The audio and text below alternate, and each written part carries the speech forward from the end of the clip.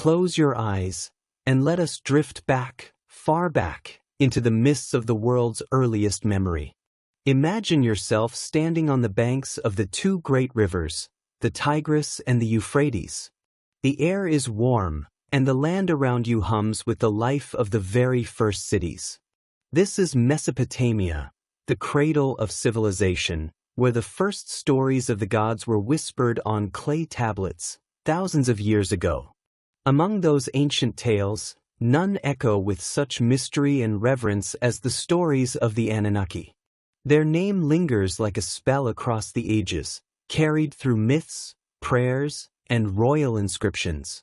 They were not thought of as simple gods with human faces, but as the very forces that held together heaven and earth. They were the cosmic order itself, the architects of reality.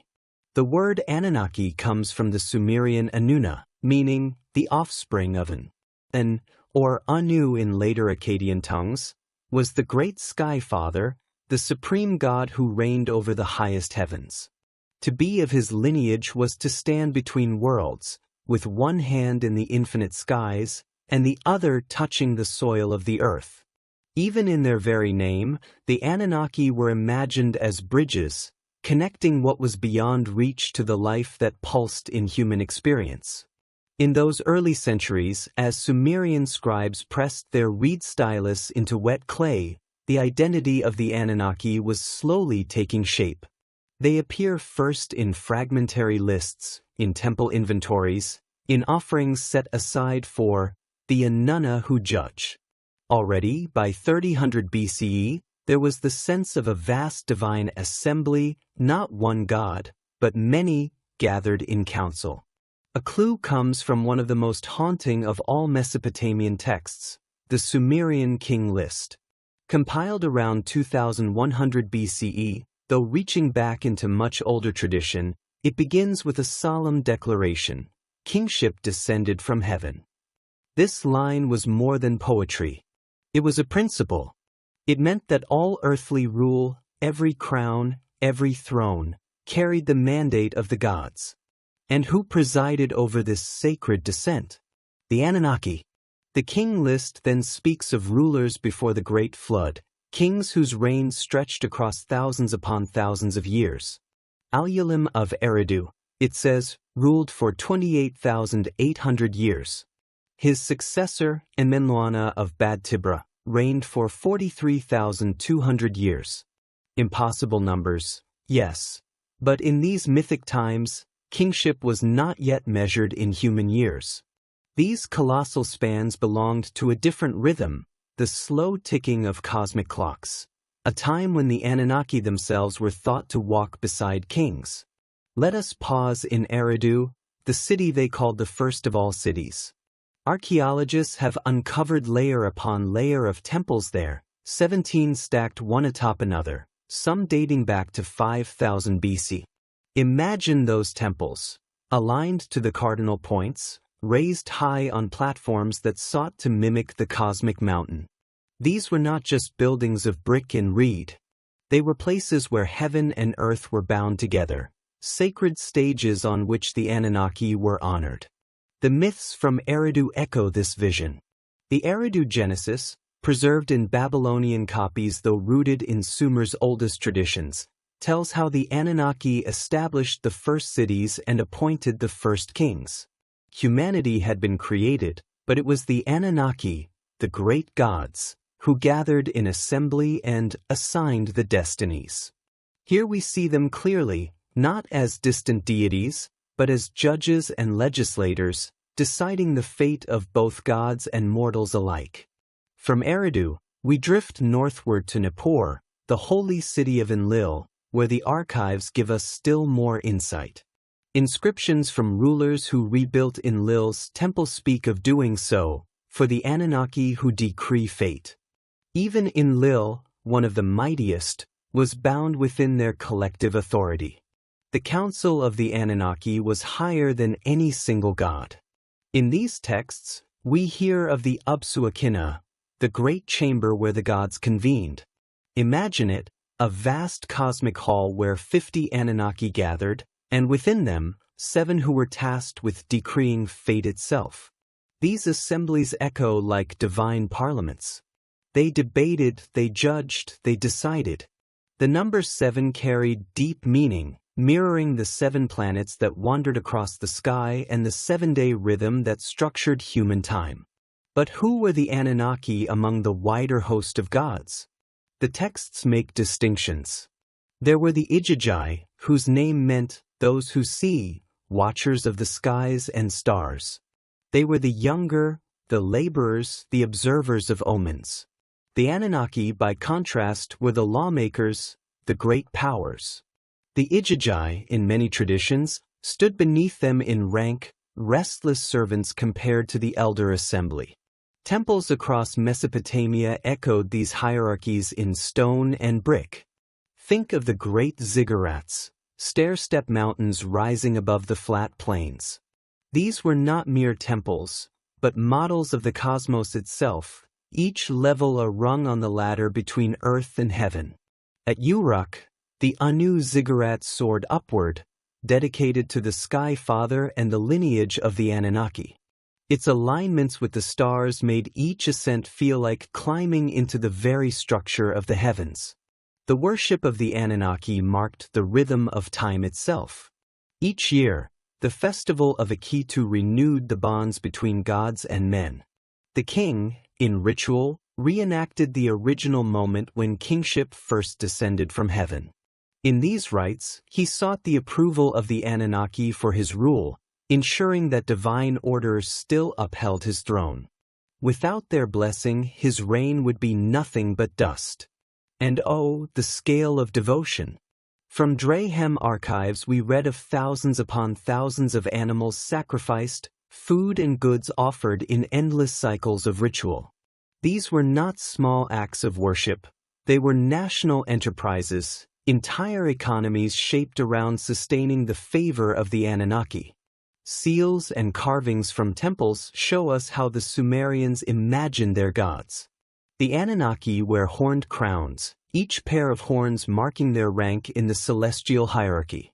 Their robes are heavy and ornate, their stances commanding but serene.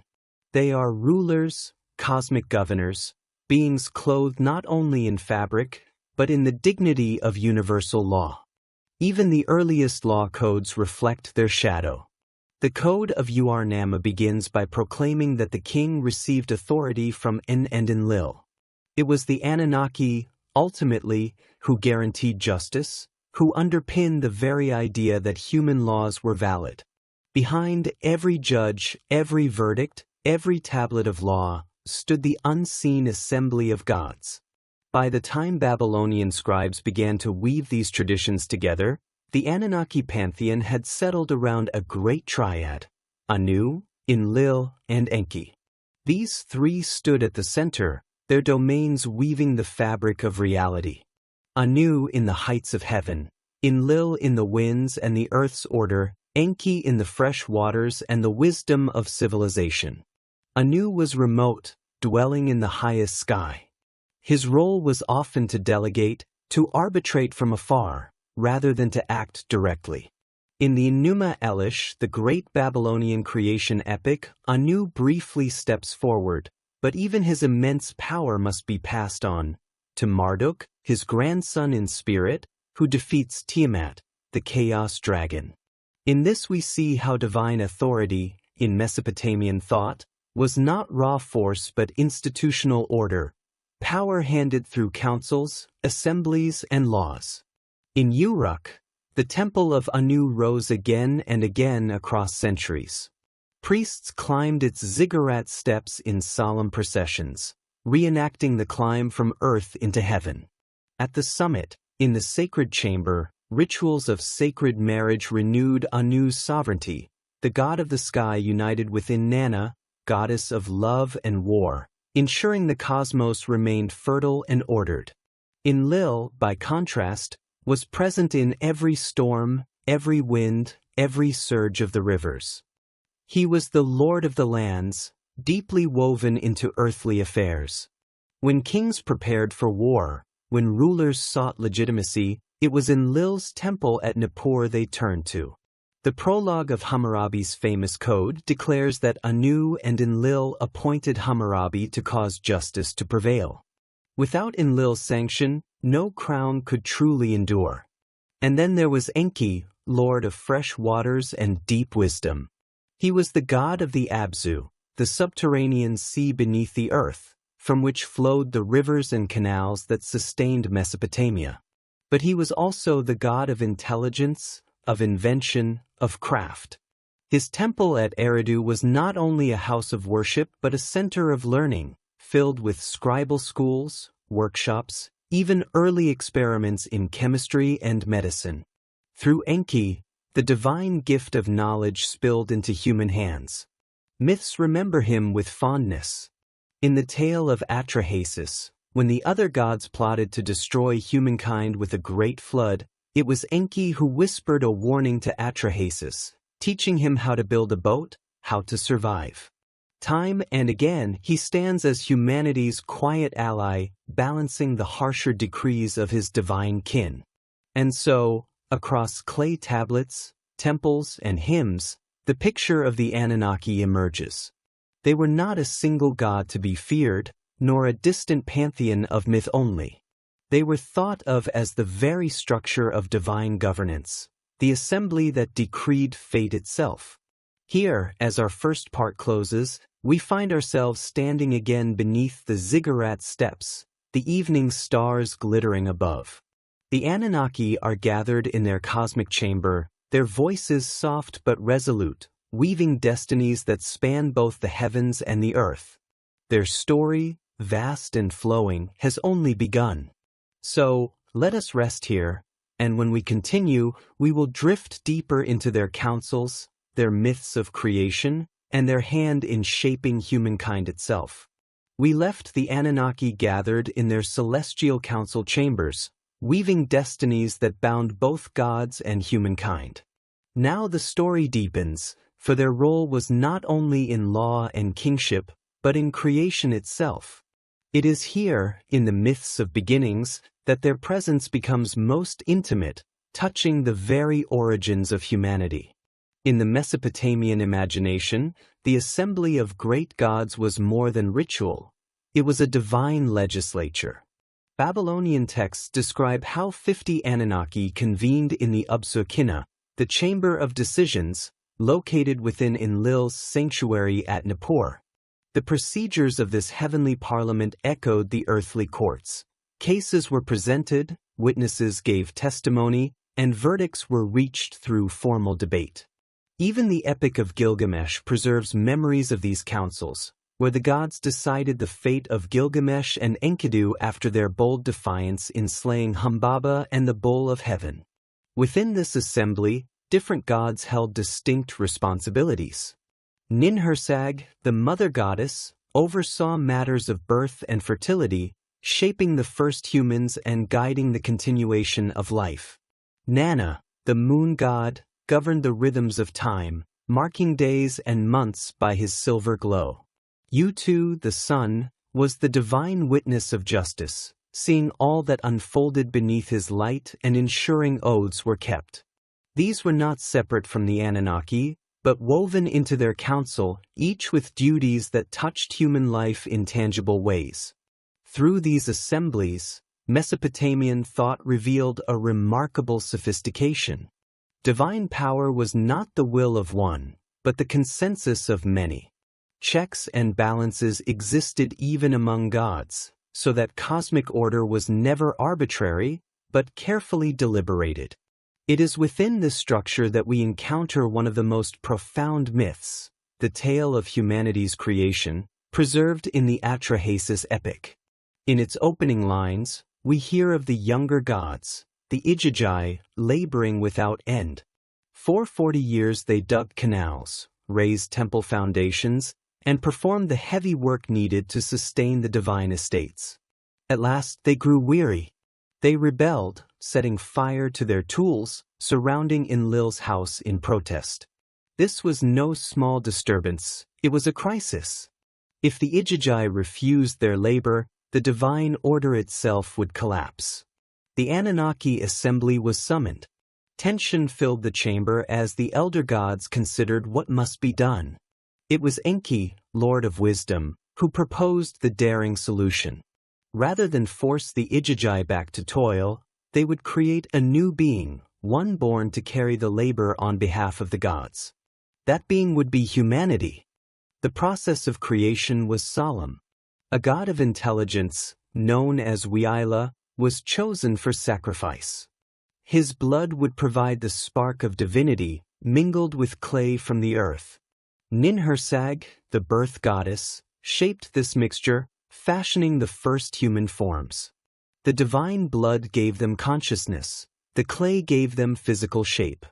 Thus, humanity emerged as a bridge, part divine essence, part earthly matter, destined to serve the gods, yet forever tied to both realms. From that moment onward, the Anunnaki became humanity's overseers. Kingship, law, agriculture, and the cycles of time were all entrusted to them.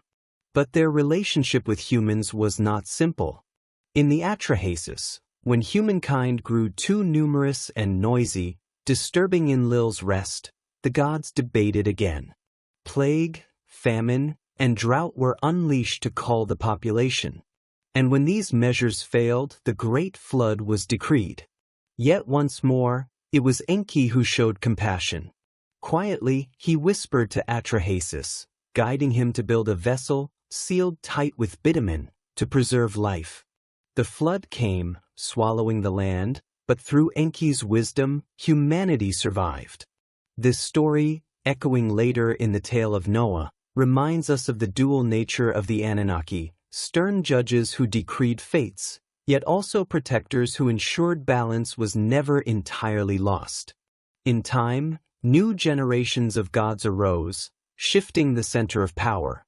Among them, Marduk, son of Enki, rose to prominence in Babylon. In the Enuma Elish, he confronts the chaos dragon Tiamat when the elder gods falter. With courage and cunning, Marduk slays her, splitting her body to form heaven and earth. For this, he is crowned king of the gods, absorbing the roles once held by the elder Anunnaki.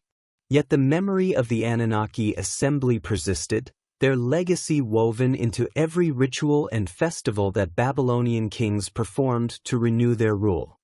Genealogies of the gods reveal still more layers of connection. Enlil's son, Inanna, governed the moon, and through his marriage to Ningal, brought forth Utu, the sun, and Inanna, the radiant goddess of love and war. Inanna herself would become central to myths of descent and return, her journey to the underworld echoing the cycles of fertility and renewal. These relationships, threaded with marriages, offspring, and alliances, mirrored human politics, binding the Anunnaki into a divine network that shaped the cosmos. Consider Ninurta, another of Enlil's sons, a warrior god who defended the order of heaven by battling monsters and rebels. His victories preserved the stability of the divine hierarchy, ensuring that chaos never overwhelmed creation. Through such myths, Mesopotamians found explanations for storms, floods, and upheavals. They were the echoes of divine struggles, reflected in the mortal world. And yet, beneath these grand myths, the presence of the Anunnaki was felt in the rhythm of ordinary life. Farmers prayed to Enlil for fertile fields.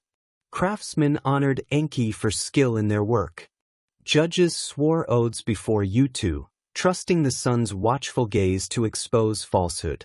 Even the calendar was their gift, measured by Nanna's careful movement across the night sky. Through temple rituals, festivals, and offerings, humans renewed their bond with the Anunnaki. The Great Akitu Festival, celebrated at the New Year, was not only a renewal of kingship but a reenactment of cosmic harmony. The king was humbled, stripped of his regalia, and brought before the statue of Marduk, or in earlier times, before Enlil. There he confessed his failings, received a symbolic blow to remind him of humility, and only then was his crown returned. This ritual dramatized a truth deeply held, that all authority, even the king's, was only valid if the gods allowed it. Over centuries, the faces of the Anunnaki shifted, as cities rose and fell, as Akkadian, Babylonian, and Assyrian scribes reshaped the myths. Yet the core vision endured, that a great assembly of gods watched over the balance of heaven and earth, that fate was decreed in their chambers, and that humanity lived within the order they sustained. Perhaps this is why the Anunnaki's memory has endured across ages.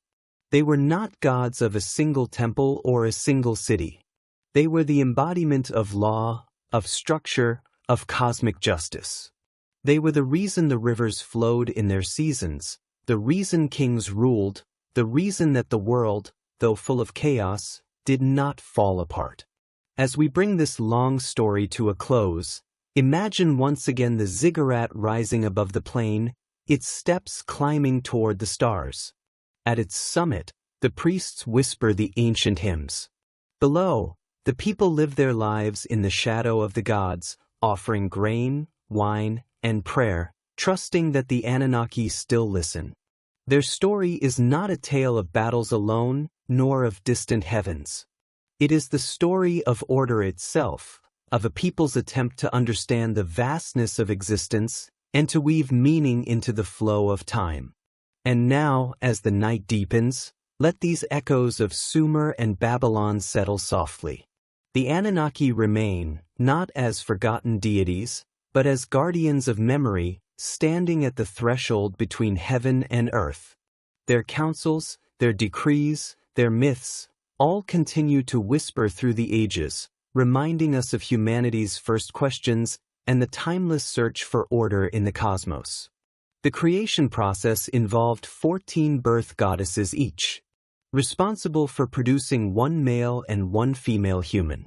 This multiplication, through divine midwifery, ensured genetic diversity while establishing the reproductive capacity necessary for human population growth. The text describes how these goddesses pinched off 14 pieces of clay and shaped them into human forms through a process that took 10 months, paralleling normal gestation periods. The resulting humans possessed sufficient intelligence to understand divine commands while lacking the power to challenge their creators' authority. Enki's intervention in human creation carried profound theological implications that distinguished him from other Anunnaki and established his role as humanity's divine patron. His decision to provide humans with divine intelligence, despite knowing this gift would eventually lead to problems, demonstrated a complex understanding of the relationship between wisdom and suffering. The gods' secret addition of extra divine essence to human nature beyond what the assembly had authorized represented an act of divine rebellion that would have far-reaching consequences for both gods and mortals. This theological tension between collective divine authority and individual divine conscience appears throughout Mesopotamian literature as a recurring theme. Enki's willingness to defy assembly decisions when they conflicted with his personal ethics established precedents for divine dissent that would later manifest in his protection of humanity during the flood. The gods' actions raised fundamental questions about the nature of divine authority and the extent to which individual gods could pursue independent policies that contradicted collective decisions. The Atreus' epic treatment of human creation also addressed practical concerns about the relationship between divine and human labor. The text specifies that humans would bear the load of the gods, taking over the agricultural and construction work that had previously burdened the Agi. This arrangement created a three-tiered cosmic hierarchy, with the greater Anunnaki at the top, the Agi serving as middle management and humans performing manual labor at the bottom. The system's efficiency depended on maintaining clear boundaries between these categories while ensuring adequate compensation for each level's contributions. The Epic of Gilgamesh provides additional perspectives on human creation that complement and sometimes contradict the Atreus account. Composition. The goddess Aruru creates Enkidu from clay in response to prayers requesting a companion for Gilgamesh. The creation process involves the goddess washing her hands, pinching off clay, and casting it onto the stepware. It takes the form of a wild man covered with hair. This more spontaneous creation method contrasts with the elaborate assembly procedures described in a treatise, suggesting different theological traditions about the mechanisms of divine creativity. Inca's initial state as a wild man who lives among animals and drinks from streams represents humanity's original condition before civilization. His transformation through contact with a temple prostitute who teaches him human customs illustrates the process by which divine wisdom civilizes natural human instincts.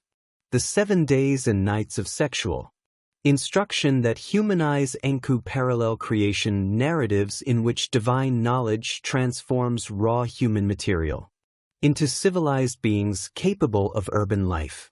The Inanna presents yet another perspective on human origins that emphasizes Marduk's role as creator god, following his victory over Tiamat. In this version, Marduk proposes creating humans to serve the gods after establishing cosmic order through his defeat of primordial chaos.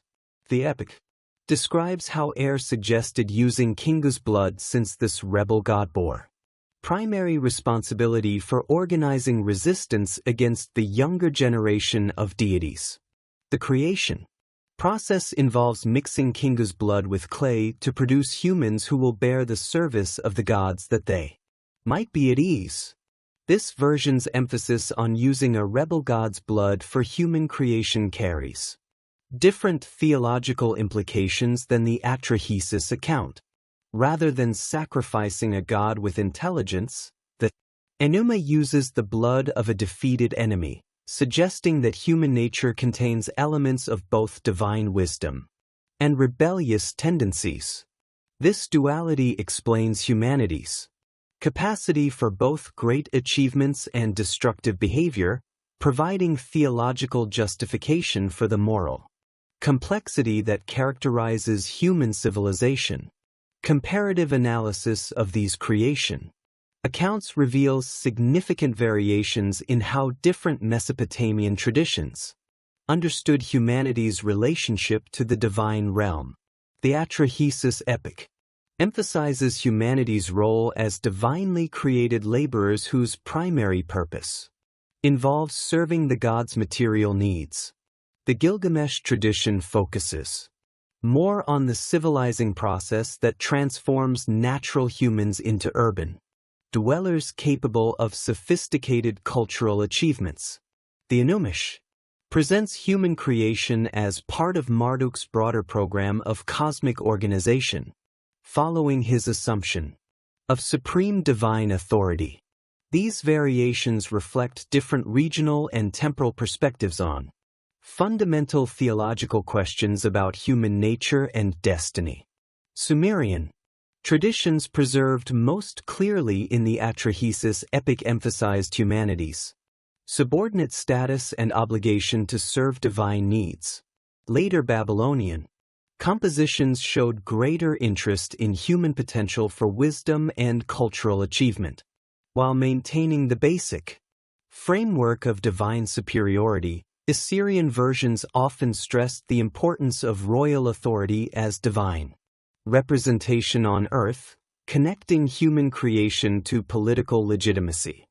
The concept of divine image appears in various forms throughout these creation narratives, though its precise meaning remains subject to theological debate throughout Mesopotamian history. The term literally means statue or representation, suggesting that humans functioned as physical manifestations of divine presence in the earthly realm. This interpretation positioned humanity as living icons that made divine authority visible and accessible to mortal perception, similar to how temple statues served as focal points for divine worship. Alternative interpretations of Salmu emphasized functional rather than physical resemblance between gods and humans. According to this understanding, humans bore divine image through their capacity for rational thought, moral decision-making, and creative activity rather than through physical appearance. This functional interpretation explained how humans could serve as divine representatives while remaining clearly subordinate to their creators in power and authority. The theological debate over divine image carried practical implications for how Mesopotamian societies understood human rights and responsibilities. If humans bore divine image through rational capacity, then educational and intellectual development represented religious obligations that honored the gods who provided these gifts. If divine image involved physical resemblance, then proper care for human bodies and respect for human dignity became forms of divine worship that acknowledged the gods' creative power. Legal codes throughout Mesopotamian history reflected these theological concepts through provisions that protected human life and dignity while maintaining clear distinctions between social classes. The Code of Hammurab's graduated penalties for crimes against persons of different social status demonstrated how divine image concepts interacted with practical social hierarchies. Free citizens received greater protection than slaves, but even slaves possess certain rights that acknowledge their participation in divine nature through human form.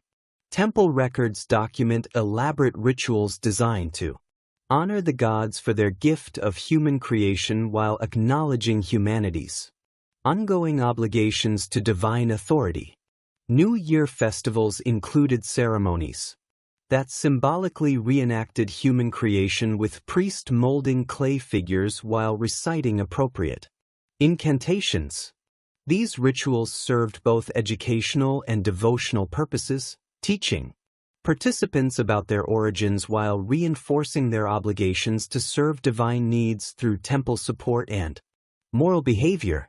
The economic implications of creation theology appear clearly in temple administrative documents that detail the vast resources devoted to maintaining divine service. Thousands of workers labored in temple fields, workshops, and construction projects that sustained elaborate ritual cycles honoring the creator gods. These economic arrangements translated theological concepts about human purpose into practical systems that organized large-scale productive activities around religious obligations. Medical texts preserve additional evidence of how creation theology influenced practical understanding of human nature and health. Mesopotamian physicians understood disease as resulting from divine displeasure or demonic interference with the gods' creative work. Treatment protocols typically combined practical remedies with ritual procedures designed to restore proper relationships between patients and their divine creators. This holistic approach reflected theological understanding of humans as composite beings whose physical and spiritual components required integrated care. The preservation of creation narratives across multiple millennia demonstrates their fundamental importance for Mesopotamian cultural identity and religious practice. Scribes continuously copied, edited, and reinterpreted these texts to address changing political and social conditions while maintaining core theological principles about humanity's divine origins and ongoing obligations. This textual tradition provided stability and continuity that helped Mesopotamian civilization maintain coherent cultural identity despite frequent political upheavals and foreign conquests. The theological tensions inherent in humanity's creation as divine laborers inevitably led to conflicts that would culminate in the most catastrophic decision recorded in Mesopotamian literature: the Anunnaki's collective determination to destroy their human creations through a devastating flood. The Atrahasis epic provides the most detailed account of the circumstances that precipitated this divine judgment, describing how human population growth and cultural development created unforeseen problems that challenged the cosmic order the gods had established. Within 600 years of human creation, the Earth had become densely populated with thriving communities that generated constant noise and activity. The ununiform text describes how the land bellowed like a bull and the god grew restless at their clamor. This disturbance proved particularly troublesome for Enlil, whose authority over terrestrial affairs made him directly responsible for maintaining order among human populations. The gods' complaints focus not merely on noise levels, but on humanity's increasing independence from direct divine supervision as growing populations developed their own social institutions and cultural practices that operated with minimal reference to divine authority. Archaeological evidence from sites like Telesaun and Choami supports the epic's portrayal of rapid population growth during the 6th millennium BC, when improved agricultural techniques and irrigation systems enabled larger settlements to sustain themselves throughout seasonal variations. These communities developed sophisticated craft specialization, long-distance trade networks, and administrative systems that reduced their dependence on temple institutions for economic coordination. The resulting cultural autonomy represented a significant departure from the original divine plan, which had envisioned humans as docile laborers under direct godly supervision. Enlil's initial attempts to control human population growth involved sending plagues and famines that would reduce numbers to manageable levels without completely eliminating the species. The Atrahasis epic describes 3 successive attempts at population control, each involving different divine agents and methodologies.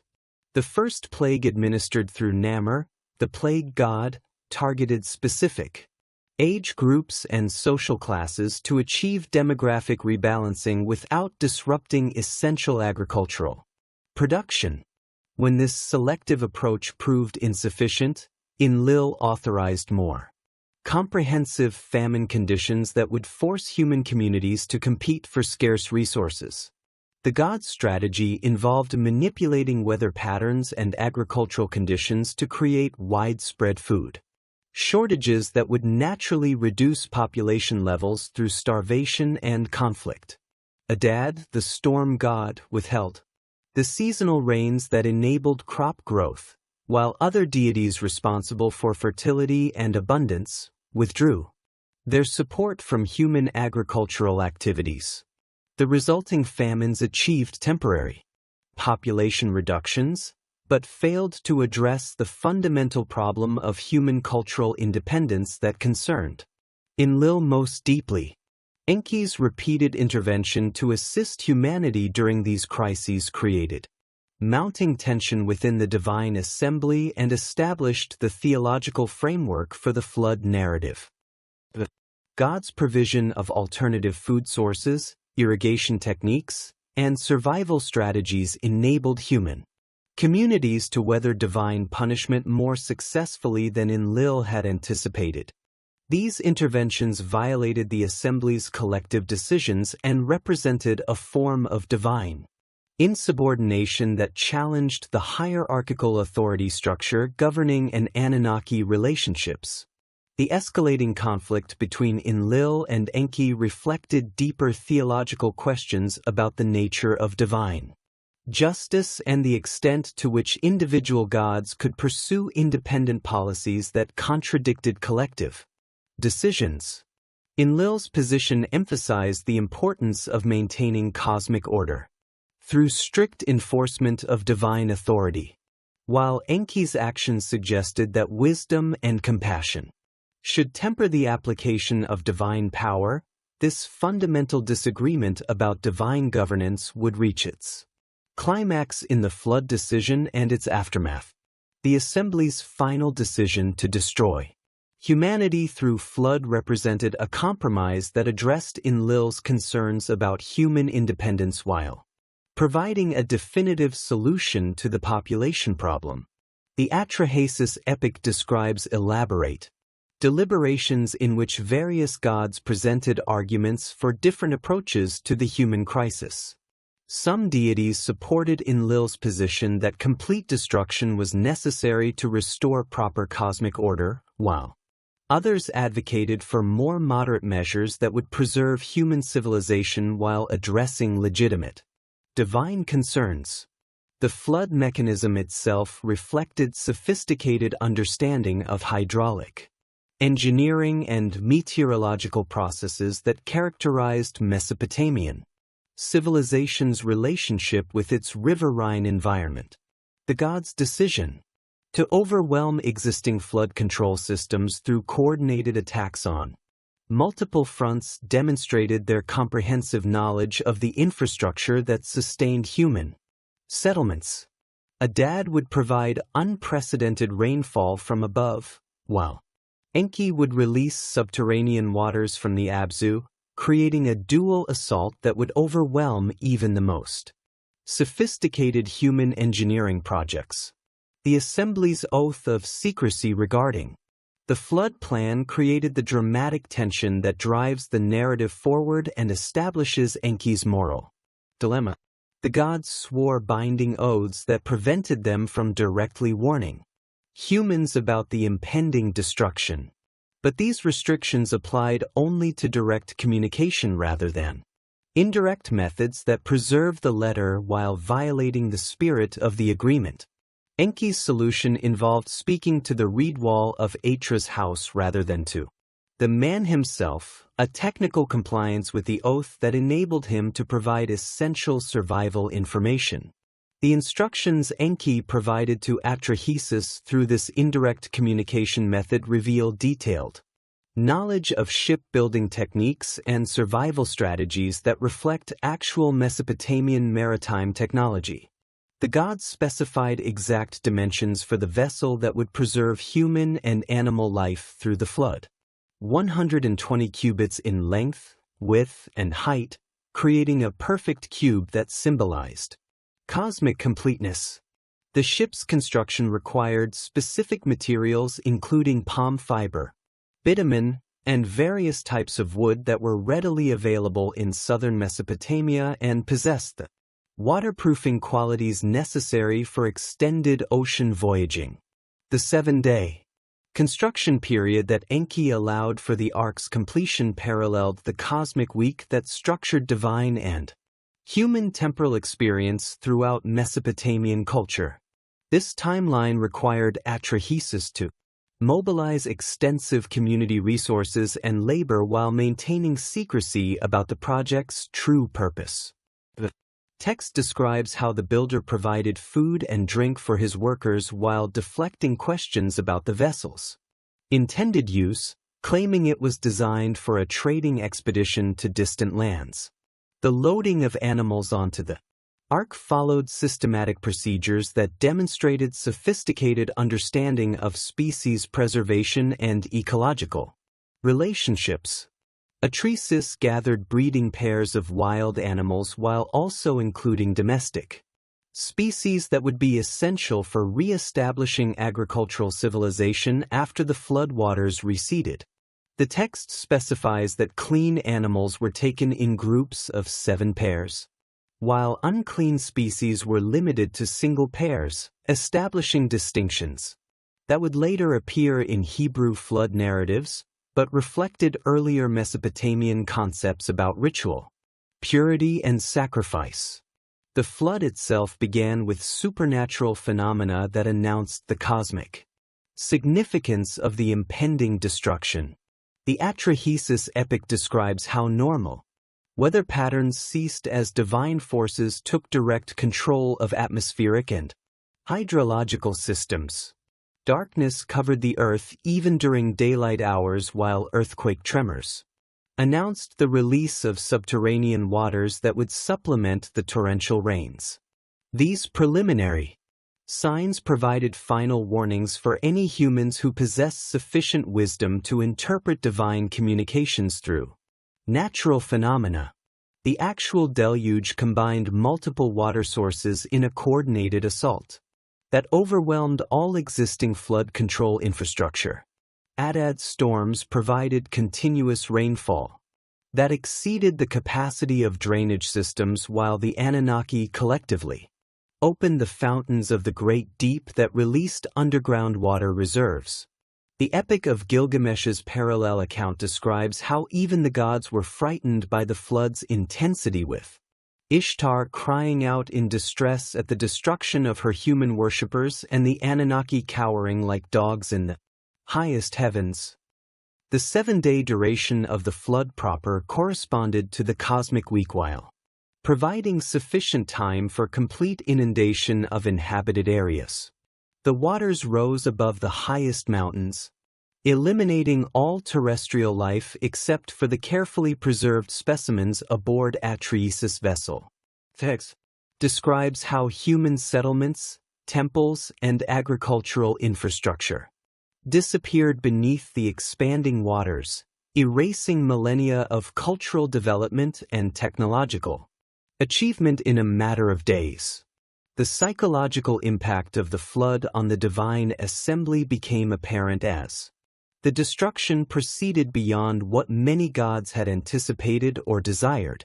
The Gilgamesh version describes Ishtar's regret at supporting the flood decision, while other deities expressed dismay at the complete elimination of the worship and offerings that had sustained divine human relationships. These emotional responses reveal the extent to which the gods had become dependent on human service and highlighted the economic dimensions of the crisis that the flood created for divine society. Enki's secret preservation of human civilization through his warning to Atreides represented more than simple compassion. It constituted a calculated strategy to maintain the benefits of human service while addressing legitimate concerns about population control and cultural independence. The gods' actions ensured that post-flood humanity would possess the knowledge and skills necessary to rebuild civilization while remaining appropriately grateful for divine intervention in their survival. This approach balanced competing interests within the divine assembly while preserving the fundamental relationship between gods and mortals. The flood's conclusion involved carefully orchestrated procedures that tested the extent of destruction while preparing for the restoration of normal cosmic order. Atreides released birds at regular intervals to determine when dry land had emerged sufficiently to support renewed habitation. The dove's return with an olive leaf provided confirmation that vegetation had begun to recover, while the raven's failure to return indicated that carrion from the flood's victims had been sufficiently dispersed to prevent disease outbreaks. The ark's landing on Mount Nisr, identified with modern Pir Omar Gudrun in the Zagros Mountains, positioned the flood survivors in highland territory that had remained above the floodwaters and possessed the resources necessary for immediate survival. This location provided access to fresh water, wild game, and materials for constructing temporary shelters while the land areas dried sufficiently for permanent resettlement. The mountain's sacred associations in later Mesopotamian tradition reflected its role as the birthplace of renewed human civilization. Atreides' first act upon leaving the ark involved constructing an altar and offering sacrifices that announced humanity's survival to the divine assembly. The smoke from these offerings, described as having a sweet savor, attracted the gods who had been deprived of human worship throughout the flood period. The Gilgamesh account describes how the gods gathered like flies around the sacrifice, emphasizing their eagerness to re-establish the economic relationships that human worship provided. The assembly's response to discovering human survival created the final crisis that required resolution through a new covenant between gods and mortals. Enlil's initial rage at learning that his flood plan had been subverted by Enki's intervention threatened to restart the divine conflict that had precipitated the original crisis. God's demand for punishment of those responsible for preserving humanity forced the assembly to address fundamental questions about divine authority and the limits of collective decision-making power. I's defense of his actions before the divine assembly established precedents for divine dissent that would influence Mesopotamian theology throughout subsequent periods. The god argued that complete human destruction would have eliminated the worship and service that sustained divine civilization, creating problems for the gods themselves that outweighed any benefits from population control. His speech emphasized practical considerations about divine human economic relationships while acknowledging the legitimacy of concerns about human independence and cultural development. The Assembly's final resolution involved establishing new parameters for divine-human relationships that addressed the concerns that had led to the flood while preventing future conflicts of similar magnitude. The gods agreed to impose natural limits on human population growth through increased infant mortality, diseases that would affect specific age groups, and social institutions like celibate priesthood that would reduce reproductive rates. These measures would maintain manageable population levels without requiring periodic catastrophic interventions that disrupted the stability of both divine and human societies. The Covenant's provisions regarding divine accessibility represented another significant innovation that addressed human cultural independence while maintaining appropriate hierarchical relationships. The gods agreed to communicate their will through established channels including divination, dreams, and prophetic inspiration rather than through direct intervention that had characterized earlier periods. This arrangement preserved divine authority while allowing human societies to develop their own institutions and cultural practices within parameters acceptable to their divine overseers. The covenant established between the Anunnaki and humanity following the Great Flood created the theological foundation for a revolutionary system of urban governance that would define Mesopotamian civilization for over 3 millennia. Rather than maintaining direct oversight of human affairs through periodic divine interventions, the gods established permanent earthly residences within specific city-states, creating a patron deity system that distributed divine authority across the geographical landscape while maintaining hierarchical relationships within the celestial bureaucracy. This decentralized approach to divine governance allowed individual Anunnaki to develop intimate relationships with particular human communities while preserving the collective authority of the divine assembly for matters affecting the broader cosmic order. Enlil's selection of Nippur as his primary earthly residence established the paradigm for divine city patronage that other Anunnaki would follow throughout Sumer and Akkad. The god's choice reflected both practical and theological considerations that would influence urban development patterns across Mesopotamia. Nippur's central location within the alluvial plain provided equal access to all major Sumerian cities, making it an ideal site for a deity whose authority encompassed the entire region. The city's elevation above the surrounding marshlands offered protection from seasonal flooding while maintaining access to the waterways that connected it to other urban centers. Through an extensive network of canals and rivers, the Akur temple complex that housed Enlil's earthly residence represented the most sophisticated architectural achievement of early dynastic Mesopotamia, establishing design principles that would influence religious construction. Throughout the ancient Near East, the temple's massive ziggurat rising in 7 distinct stages toward the heavens created a physical representation of the cosmic hierarchy that placed Enlil at the intersection between divine and human realms. Each level of the structure served specific ritual functions, with priests ascending through increasingly sacred spaces as they approached the gods' private chambers at the summit. Archaeological excavations at Nippur have revealed the extensive infrastructure required to support Enlil's earthly establishment, including residential quarters for hundreds of priests, workshops for producing ritual objects, granaries for storing agricultural offerings, and administrative offices where scribes maintain detailed records of temple operations. The complex employed thousands of workers whose specialized skills sustained elaborate ritual cycles that reinforced Enlil's authority over both natural phenomena and human political structures.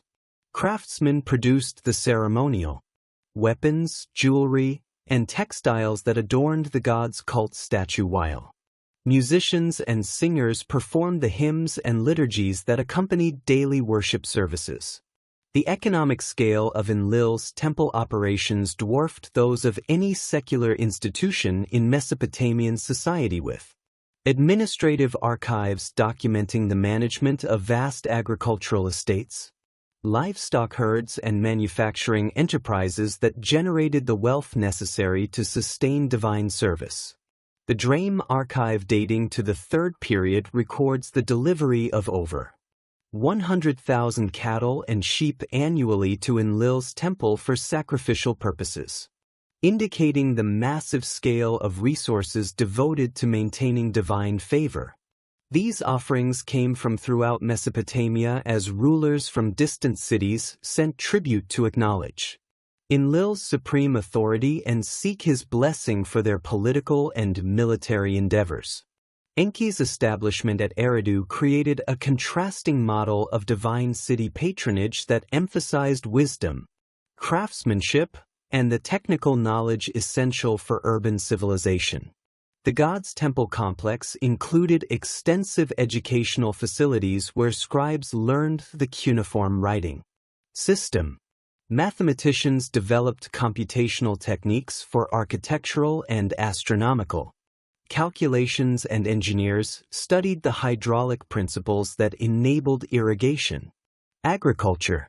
These scholarly activities positioned Eridu as Mesopotamia's premier center for intellectual development, attracting students from across the region who sought training in the specialized skills that sustained urban society. The Abzu temple's unique architectural features reflected Enki's association with freshwater sources and his role as patron of the crafts that transformed raw materials into useful products.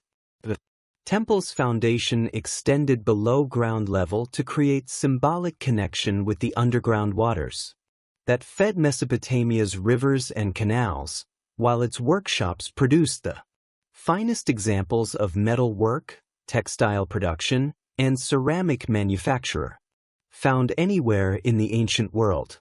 Master craftsmen working under divine patronage developed innovative techniques that advanced technological capabilities while creating objects of extraordinary beauty and utility. Enki's priests maintained detailed records of technical procedures and scientific observations that constituted Mesopotamia's earliest systematic approach to empirical knowledge. Medical texts preserved in the temple library documented surgical procedures, pharmaceutical preparations, and diagnostic techniques that represented sophisticated understanding of human anatomy and disease processes. Mathematical tablets recorded computational methods for calculating areas, volumes, and astronomical cycles that enabled accurate calendaring and architectural planning. These scholarly achievements demonstrated how divine patronage could foster intellectual development that benefited both religious and secular aspects of human civilization.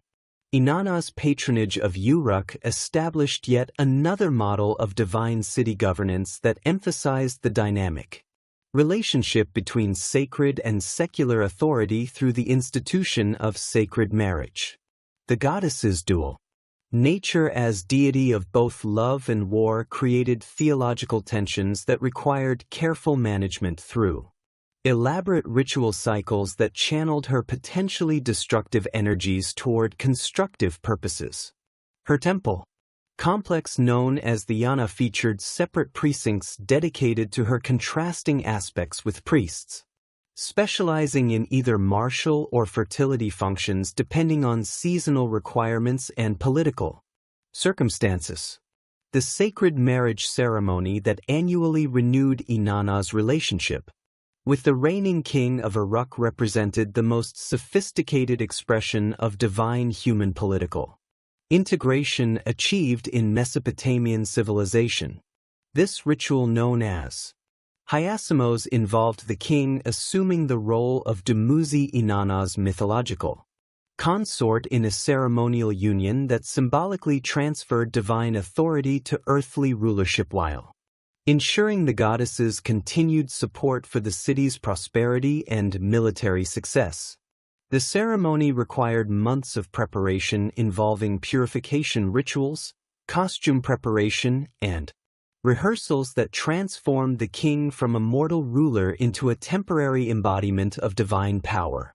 The architectural setting for the sacred marriage reflected the ceremony's cosmic significance through careful attention to astronomical alignments and symbolic decoration that connected earthly events to celestial patterns. The temple's marriage chamber, located at the ziggurat summit, featured elaborate furnishings, including a golden bed, precious textiles, and ritual objects that had been consecrated through preliminary ceremonies involving the entire population of Uruk. The chamber's windows are lined with specific stellar configurations that mark the optimal timing for the ritual's performance, demonstrating sophisticated understanding of astronomical cycles and their relationship to agricultural and political activities. The economic implications of the sacred marriage extended far beyond its religious significance to encompass comprehensive systems of resource distribution and social organization that integrated divine worship with practical governance. The ceremony's successful completion ensured Inanna's blessing for the coming agricultural year, with the goddess's favor manifesting through abundant harvests, successful military campaigns, and prosperity and trade relationships with neighboring cities. Conversely, any disruption of the ritual cycle could result in divine displeasure expressed through crop failures, military defeats, or economic instability that threatened the city's survival. Inanna's patronage of created the most economically sophisticated temple administration in Mesopotamian history, with the moon god's priests developing innovative financial instruments and commercial practices that facilitated long-distance trade throughout the ancient world. The god's association with temporal measurement positioned his temple as the authoritative source for calendar calculations that coordinated agricultural, commercial, and religious activities across multiple city-states. Merchants throughout Mesopotamia synchronized their trading expeditions with lunar cycles calculated by Inanna's priests, while farmers planned planting and harvesting schedules according to calendars distributed from the temple complex.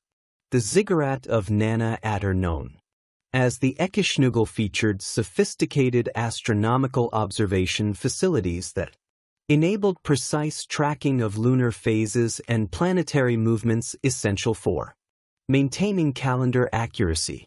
The temple's archives preserve thousands of mathematical tablets documenting complex calculations required to reconcile lunar months with solar years, a computational challenge that required advanced understanding of fractional arithmetic and algebraic relationships. These mathematical achievements represented some of the most sophisticated intellectual work produced in the ancient world, demonstrating how religious requirements could drive technological innovation that benefited broader society. The priesthood hierarchies that developed within each city's patron temple reflected the specialized knowledge and administrative skills required to maintain divine service, while managing vast economic enterprises. At Nippur, Enlil's high priest, known as the En, served as the god's primary earthly representative with authority over religious, political, and economic affairs that affected the entire Sumerian confederation. This position required mastery of theological doctrine, legal precedents, and administrative procedures that enabled effective coordination between divine will and human needs across multiple domains of activity.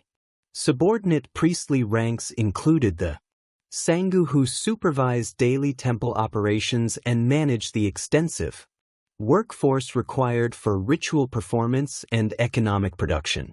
These middle-level administrators possess specialized knowledge of liturgical requirements, accounting procedures, and craft techniques that enabled them to coordinate complex activities involving hundreds of workers and massive resource flows.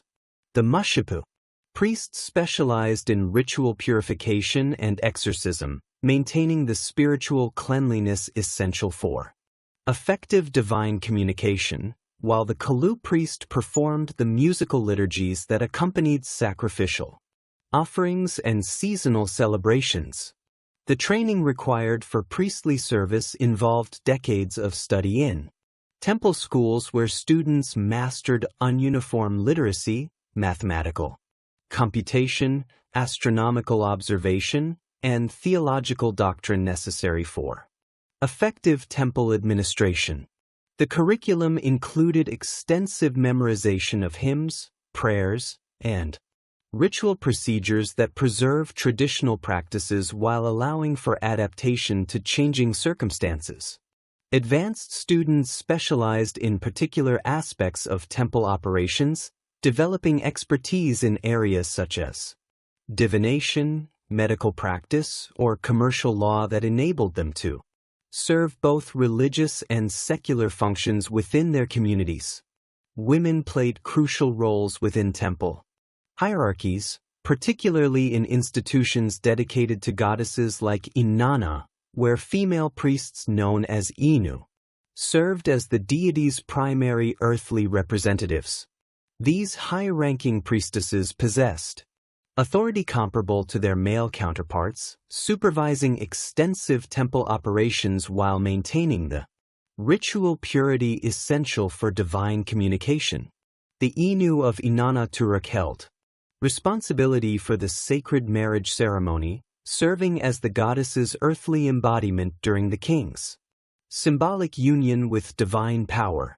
The Nadatu priestesses documented extensively in old Babylonian archives represented another category of female religious specialists who combined spiritual service with commercial activities that generated substantial income for temple institutions. These women, who remained celibate throughout their careers, managed agricultural estates, engaged in money-lending operations, and coordinated trade relationships that connected temple economies with broader commercial networks. Their business activities required sophisticated understanding of contract law, market conditions, and financial instruments that positioned them among the most economically knowledgeable individuals in Mesopotamian society.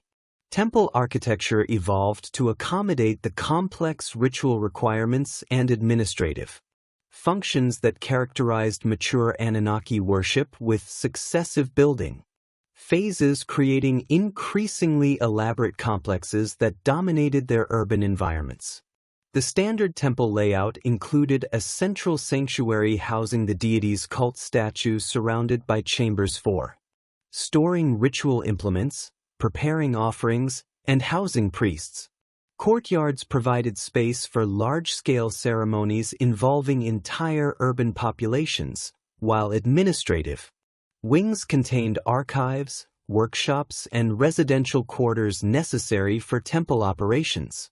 The technological sophistication of temple construction reflected both religious requirements and practical considerations about structural stability and environmental adaptation.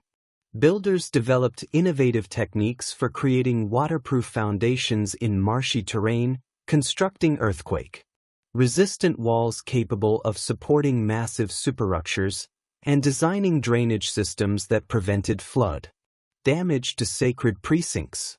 The use of fired brick rather than sun-dried mud brick for temple construction demonstrated the enormous resources devoted to creating permanent divine residences that would endure across multiple generations. Ritual practices within Anunnaki temples followed carefully prescribed procedures that maintained divine favor while providing meaningful religious experiences for human participants. Daily services included morning and evening offerings of food, drink, and incense that sustained the deity's earthly residence, accompanied by musical performances and liturgical recitations that honored divine attributes and requested continued blessing. The god's cult statue received personal care, including washing, clothing changes, and presentation of meals that treated the divine image as a living presence requiring constant attention. Seasonal festivals created opportunities for entire urban populations to participate in divine worship through processions, communal meals, and ritual performances that reinforce social cohesion while honoring patron deities. The Akitu New Year celebration involved elaborate ceremonies that symbolically renewed divine kingship and cosmic order, with the patron deity statue traveling throughout the city to receive homage from all social classes. These public rituals demonstrated divine approval for existing political arrangements while providing opportunities for rulers to display their piety and generosity through magnificent offerings and entertainment for their subjects. The integration of divine worship with practical governance created temple institutions that functioned as comprehensive administrative centers managing legal disputes, commercial transactions, and social services that affected entire urban populations. Temple courts adjudicated conflicts involving contract violations, property disputes, and family law matters, with priests serving as judges whose decisions carried divine authority. These legal functions position temples as essential institutions for maintaining social order while ensuring that human behavior conformed to divine moral standards. The political ascendancy of Babylon during the early 2nd millennium BC fundamentally transformed Anarchy theology through the systematic elevation of Marduk from a relatively minor deity to supreme king of the gods.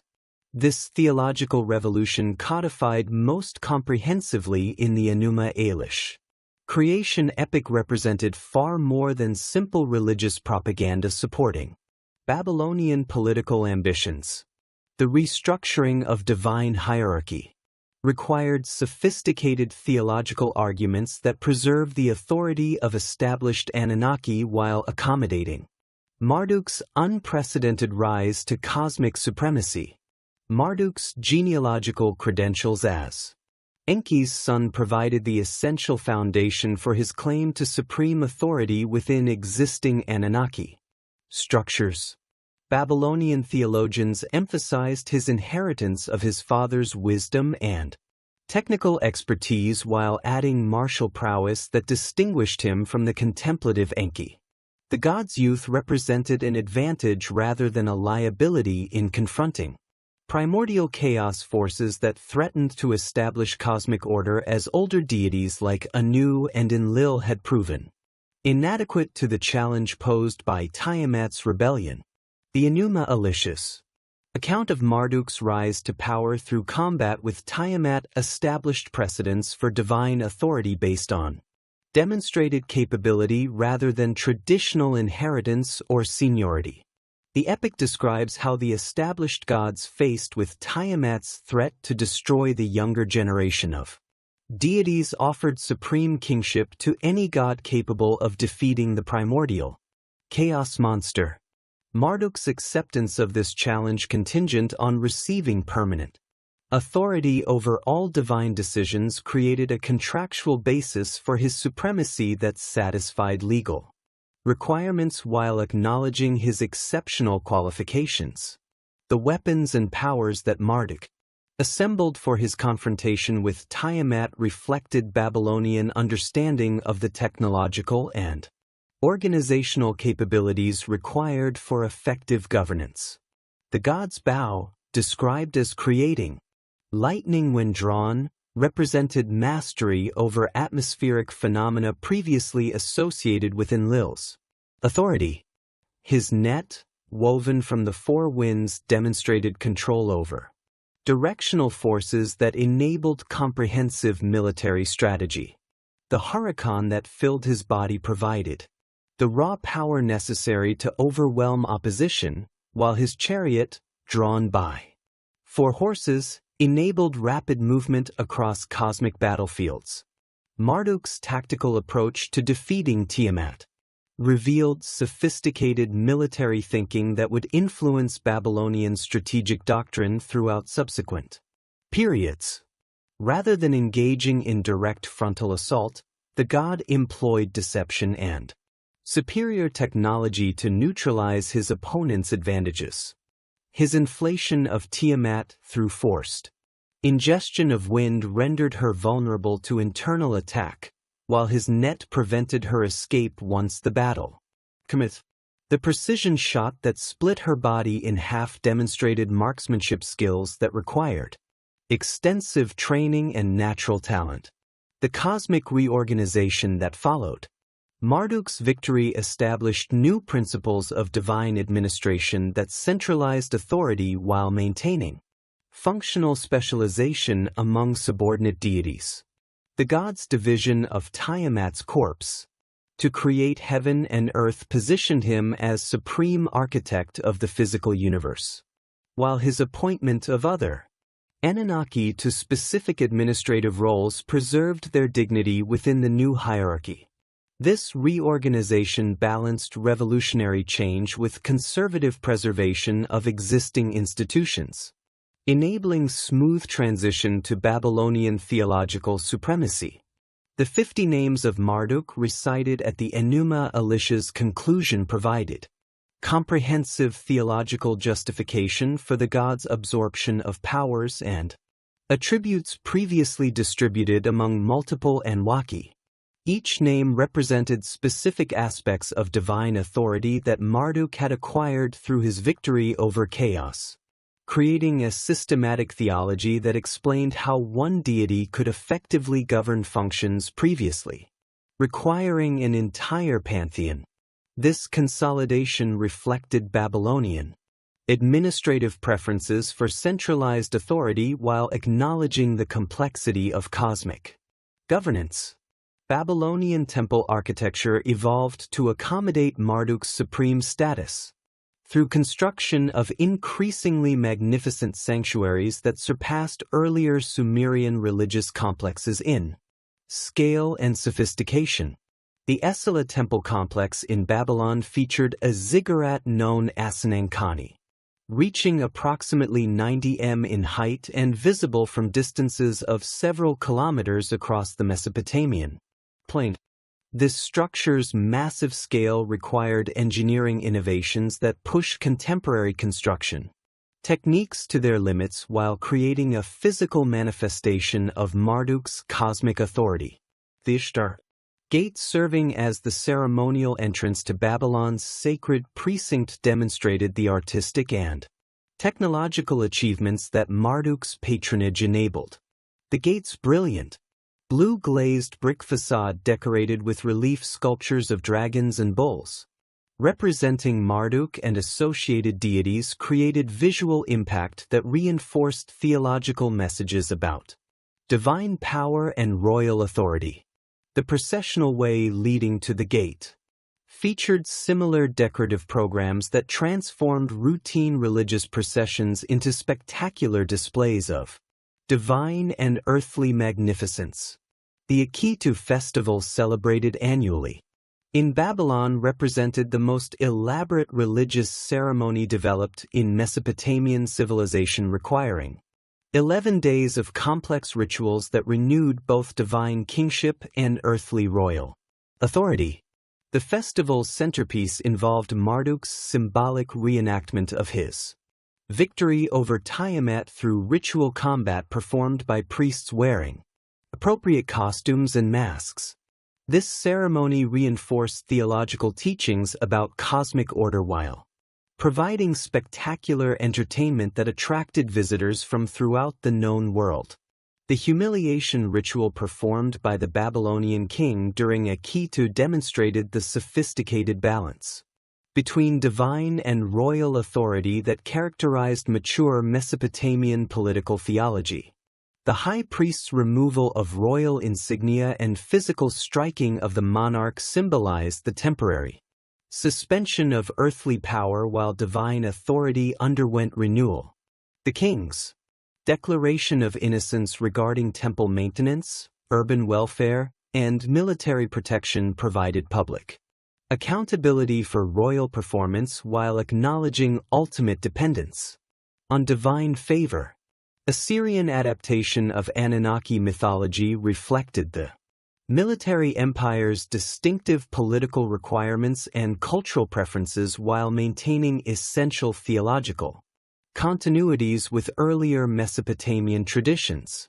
The elevation of Ashur from local city deity to supreme national god paralleled Marduk's rise in Babylonian theology but emphasized martial aspects of divine authority that supported Assyrian imperial ideology. Ash's identification with the Assyrian state itself created unprecedented fusion of the religious and political identity that distinguished Assyrian civilization from its Mesopotamian predecessors. The theological integration of Ashur within existing Anunnaki hierarchy required careful negotiation of competing claims to supreme authority that might have created conflicts with established Babylonian religious doctrine.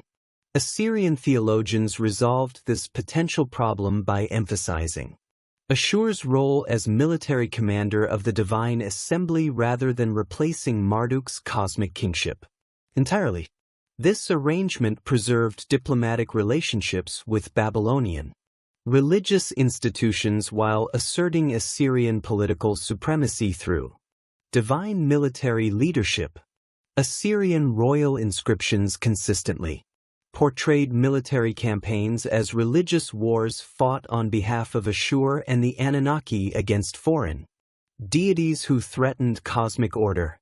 Sargon II's annals describe his conquest of Urartu as punishment for that kingdom's neglect of proper divine worship, while Sennacherib's siege of Jerusalem represented Ashur's judgment against Hezekiah's religious reforms that had eliminated Assyrian cult installations. These theological interpretations transformed political conflicts into cosmic struggles between order and chaos that justified extreme military measures against resistant populations. The Assyrian royal library at Nineveh, assembled primarily during Ashurbanipal's reign in the 7th century BCE, preserved the most comprehensive collection of Anunnaki literature ever assembled in the ancient world. The library's systematic acquisition program gathered texts from temples and scribal schools throughout Mesopotamia, creating a scholarly resource that enabled comparative analysis of different regional traditions regarding divine mythology and ritual practice. This intellectual project reflected Assyrian commitment to preserving Mesopotamian cultural heritage while adapting it to imperial requirements. The standardization of Anunnaki mythology achieved through Ashurbanipal's library project created authoritative versions of major compositions that influenced subsequent transmission of Mesopotamian religious literature. Scribes working under royal patronage produced carefully edited copies of epics, hymns, and ritual texts. that reconciled variant readings while preserving essential theological content. These standardized texts became the basis for later Neo-Babylonian and Persian period copies that transmitted Mesopotamian religious traditions to subsequent civilizations. Neo-Babylonian revival movements during the 6th century BCE represented conscious attempts to restore authentic Mesopotamian religious traditions that had been modified or neglected during periods of foreign domination. Nebuchadnezzar's massive construction projects in Babylon included complete rebuilding of major temples according to ancient architectural principles preserved in cuneiform archives. These restoration efforts required extensive archaeological investigation of earlier building phases and consultation with traditional texts that documented proper ritual procedures and architectural specifications.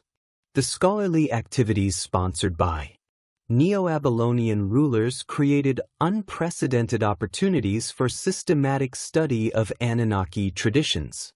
Through comparison of texts from different periods and regions, priests working in temple libraries developed sophisticated philological techniques for analyzing variant readings and reconstructing damaged passages in ancient compositions. Their commentaries on classical texts preserved interpretive traditions that explained obscure references and provided theological context for understanding complex mythological narratives, whose elevation to unprecedented prominence during the Neo-Babylonian period reflected the intellectual character of this cultural revival and the importance of scholarly activity in preserving traditional religious knowledge. As patron deity of writing and wisdom, Nabu's cult attracted scribes and scholars whose work maintained continuity with earlier Mesopotamian intellectual traditions while adapting them to contemporary needs. The gods' temple at Bosepa became a major center for copying and studying ancient texts, with its library rivaling Ashurbanipal's collection in scope and scholarly sophistication. The integration of foreign deities into traditional Anunnaki frameworks during periods of cultural exchange demonstrated the flexibility and adaptability that enabled Mesopotamian religious traditions to survive political upheavals and demographic changes. Persian period texts from Babylon show how Ahura Mazda and other Zoroastrian deities were incorporated into existing divine hierarchies through identification with established Anunnaki, or assignment to specialized roles that complemented traditional functions. This theological accommodation enabled Persian administrators to maintain legitimacy while respecting local religious sensibilities. Greek influence during the Seleucid period created additional challenges and opportunities for a new theological development as Mesopotamian scholars encountered Hellenic philosophical concepts and mythological traditions. The identification of Marduk with Zeus and Nabu with Apollo reflected systematic attempts to create theological bridges between different cultural traditions while preserving essential Mesopotamian religious content. These syncretistic developments influenced both Greek understanding of Near Eastern religion and Mesopotamian adaptation to Hellenistic cultural contexts. The astronomical interests that characterized late Mesopotamian scholarship created new interpretive frameworks for understanding Anunnaki mythology through celestial observations and mathematical analysis. Babylonian astronomers identified individual deities with specific stars and planetary movements, creating systematic correspondences between mythological narratives and observable celestial phenomena. These scientific approaches to religious interpretation influence both indigenous theological development and the transmission of Mesopotamian astronomical knowledge to Greek and later Islamic scholars. The persistence of Anunnaki worship into The Parthian and Sasanian periods demonstrated the deep cultural roots that these religious traditions have developed throughout 3 millennia of continuous practice. Archaeological evidence from sites like Babylon and Uruk shows continued temple maintenance and ritual activity well into the Common Era, with cuneiform texts documenting traditional ceremonies performed for increasingly small communities of practitioners. These late manifestations of ancient traditions preserved essential theological concepts that would influence subsequent religious developments in the region.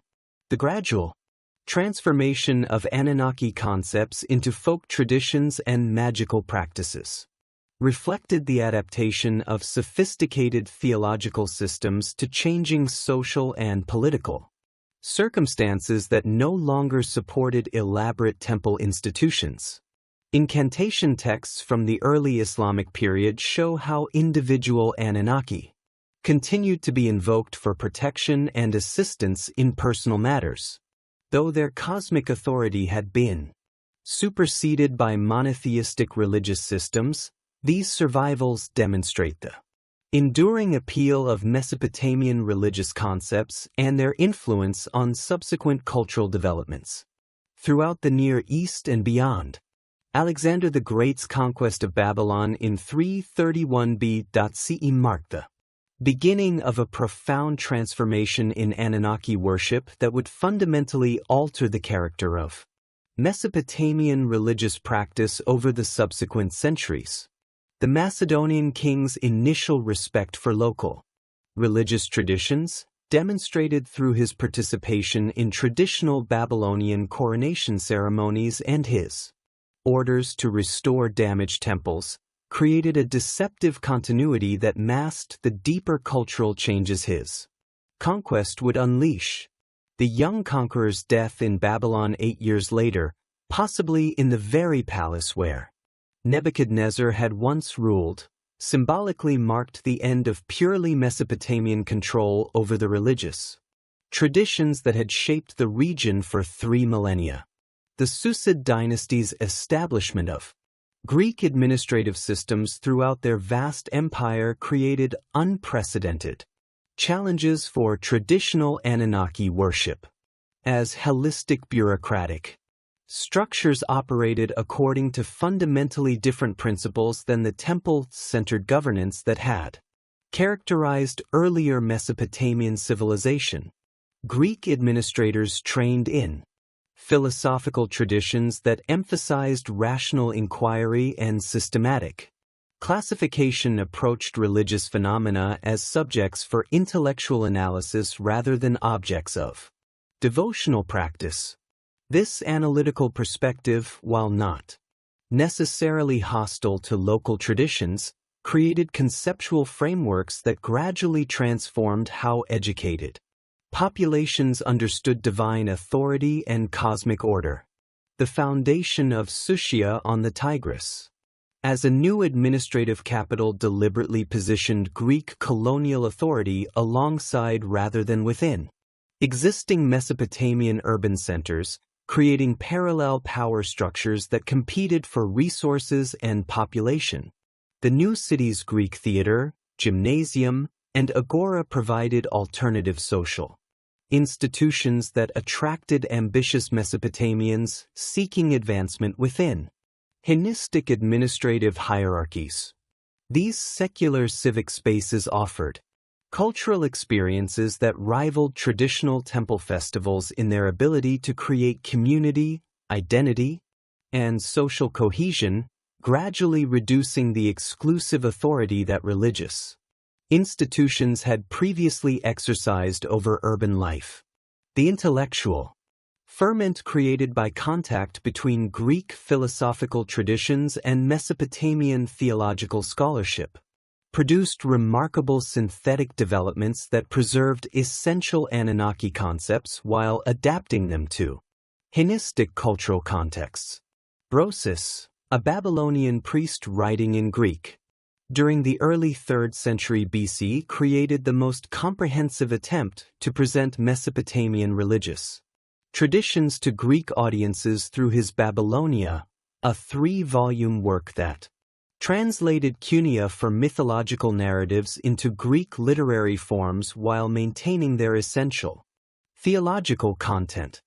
His account of the Anunnaki as divine beings who descended from heaven to teach humanity the arts of civilization resonated with Greek traditions about culture heroes and divine benefactors, creating conceptual bridges between different mythological systems. The identification of individual Anunnaki with Greek deities represented a systematic theological project that required careful analysis of divine attributes and functions to establish meaningful correspondences between different religious traditions. Marduk's identification with Zeus reflected obvious parallels in their roles as supreme kings of their respective pantheons, while both deities' associations with storm phenomena and royal authority provided additional points of connection. However, identification also transformed understanding of Marduk's character by emphasizing his role as cosmic ruler, while de-emphasizing the complex theological relationships with other Anunnaki that had characterized traditional Babylonian religious thought. Nabu's equation with Apollo created particularly productive synthetic possibilities as both deities governed intellectual activities including writing, prophecy, and artistic inspiration. The Greek gods' association with the Delphic oracle provided a familiar framework for understanding Nabu's role in divination, while his patronage of poetry and music resonated with the Mesopotamian deities' connection to scholarly and scribal activities. Hellenistic period texts from Babylon show how this identification enabled Greek-educated Mesopotamians to participate in both cultural traditions simultaneously, invoking Apollo Nabu in context that required both Greek literary sophistication and traditional Mesopotamian religious authority. The syncretistic developments that emerged in multicultural Hellenistic cities created unprecedented religious innovations that combined Anunnaki theology with Greek philosophical concepts and Egyptian magical practices. The city of Duro-Europos on the Euphrates, founded by Seleucus first around 300 BC, provides archaeological evidence for this religious creativity through temple complexes that housed multiple traditions within shared architectural spaces. The site's Mesopotamian temple featured traditional Babylonian religious art alongside Greek-style sculptures and inscriptions, while ritual deposits included objects reflecting Egyptian, Persian, and Arabian religious influences. The transformation of our Nuni worship in Hellenistic urban contexts involved significant changes in ritual practice that reflected new social realities and cultural preferences. Traditional temple festivals that had previously involved entire urban populations became more specialized events that attracted primarily those families maintaining ancestral connections to Mesopotamian religious traditions. The elaborate processions and public ceremonies that had once demonstrated divine authority to mixed populations were replaced by more intimate gatherings that emphasized community identity and cultural preservation, rather than cosmic governance. The role of Babylonian astronomers in preserving Anunnaki in mythological traditions became crucial during this period of cultural transition, as their scientific expertise provided them with unique authority that transcended political and religious boundaries. The astronomical diaries maintained by temple scholars documented celestial observations with unprecedented precision while preserving traditional associations between planetary movements and divine activities. These scientific records enabled Babylonian astronomers to maintain their professional status within Hellenistic intellectual circles while continuing to serve traditional religious functions within their local communities. The mathematical sophistication achieved by Babylonian astronomers during the Susid period represented the culmination of millennia of scholarly development that had been fostered by temple institutions dedicated to Enlil worship. The development of sophisticated predictive models for planetary motion required computational techniques that surpassed contemporary Greek mathematical capabilities, earning them recognition throughout the Hellenistic world as the foremost authorities on celestial phenomena.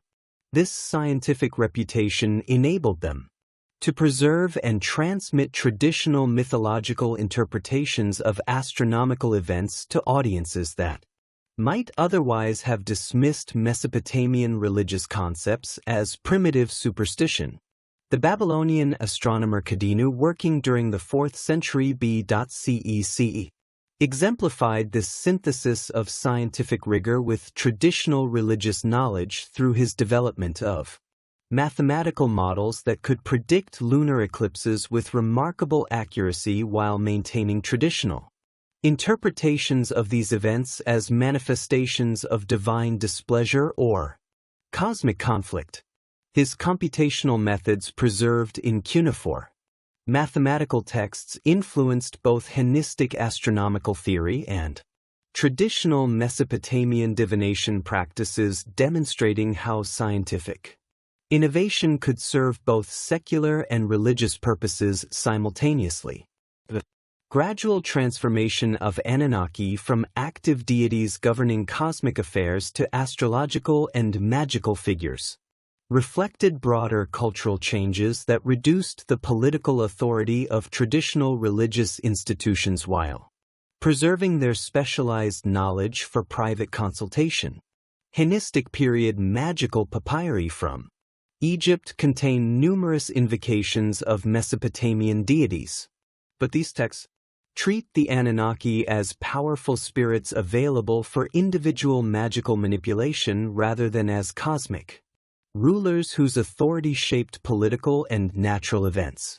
This transformation preserved the names and basic attributes of traditional deities while fundamentally altering their theological significance and social function. The development of personal horoscopic astrology during the Hellenistic period created new context for Anunnaki influence that emphasized individual destiny rather than collective cosmic governance.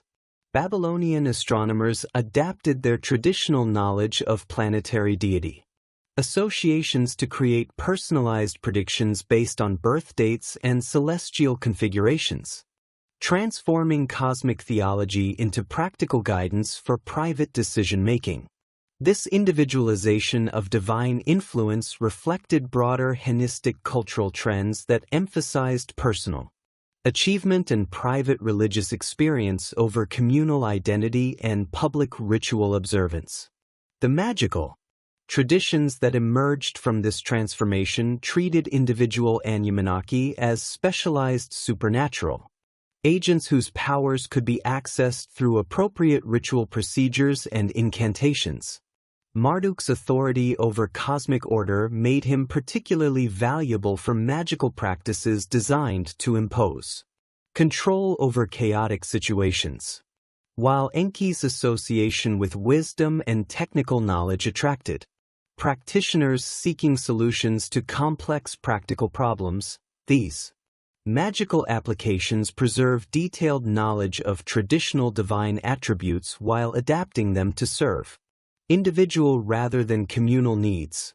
The persistence of ununiform literacy among specialized scholarly communities enabled the continued copying and study of traditional Anunnaki texts long after Aramaic and Greek had become the dominant languages for most administrative and commercial purposes. The latest datable ununiform tablets from Babylon produced during the 1st century CE include copies of classical, mythological compositions alongside astronomical and mathematical texts, indicating that traditional religious literature continued to be valued by scholarly communities even as its broader social relevance declined. The influence of Mesopotamian astronomical and astrological knowledge on Hellenistic intellectual culture created indirect channels through which Anunnaki concepts reached Mediterranean audiences that had no direct contact with Mesopotamian religious traditions. Astronomical texts incorporated Babylonian computational methods and observational data while often preserving traditional deity names for planetary bodies and stellar configurations. This scientific transmission ensured that Anunnaki nomenclature and basic mythological associations would influence Western astronomical and astrological traditions for centuries. After the collapse of Mesopotamian temple institutions, the Jewish communities that remained in Mesopotamia following the Babylonian exile developed complex relationships with traditional Anunnaki worship that involved both rejection of polytheistic theology and adaptation of Mesopotamian religious concepts to monotheistic frameworks. The Book of Daniel's references to Babylonian religious practices demonstrate detailed knowledge of temple rituals and divine hierarchies, while apocalyptic literature from this period shows clear influence from Mesopotamian mythological narratives about cosmic conflict and divine judgment. These adaptations preserved essential structural elements of Anunnaki theology while transforming their theological significance to conform with Jewish monotheistic requirements. The Parthian conquest of Mesopotamia during the 2nd century BC created new political contexts that were more favorable to traditional religious practices than Hellenistic rule had been, as Parthian administrative policies generally respected local cultural autonomy while requiring only political loyalty to imperial authority.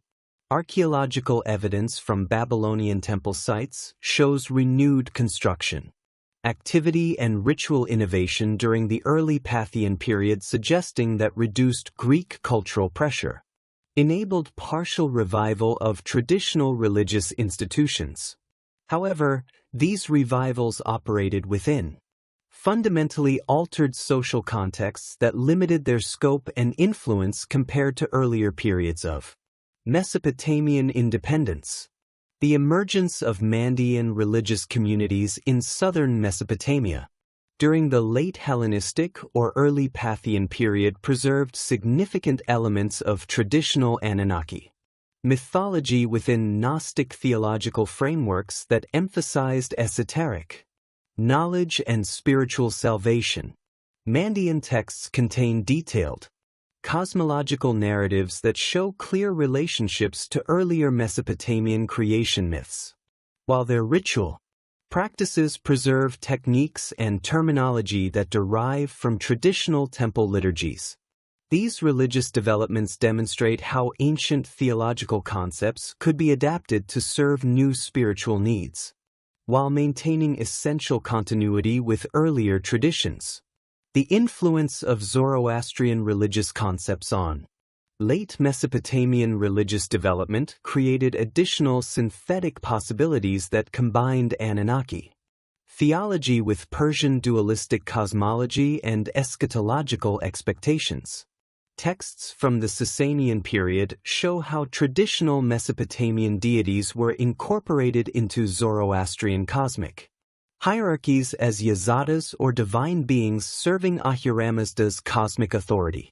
This theological accommodation enabled continued veneration of traditional deities within frameworks that satisfied Persian religious requirements while preserving essential elements of Mesopotamian religious identity. The transformation of Anunnaki worship during the Hellenistic era represented more than simple decline or cultural assimilation. It involved creative adaptation of ancient religious traditions to new social and intellectual context that preserved essential theological insights, while enabling continued cultural relevance.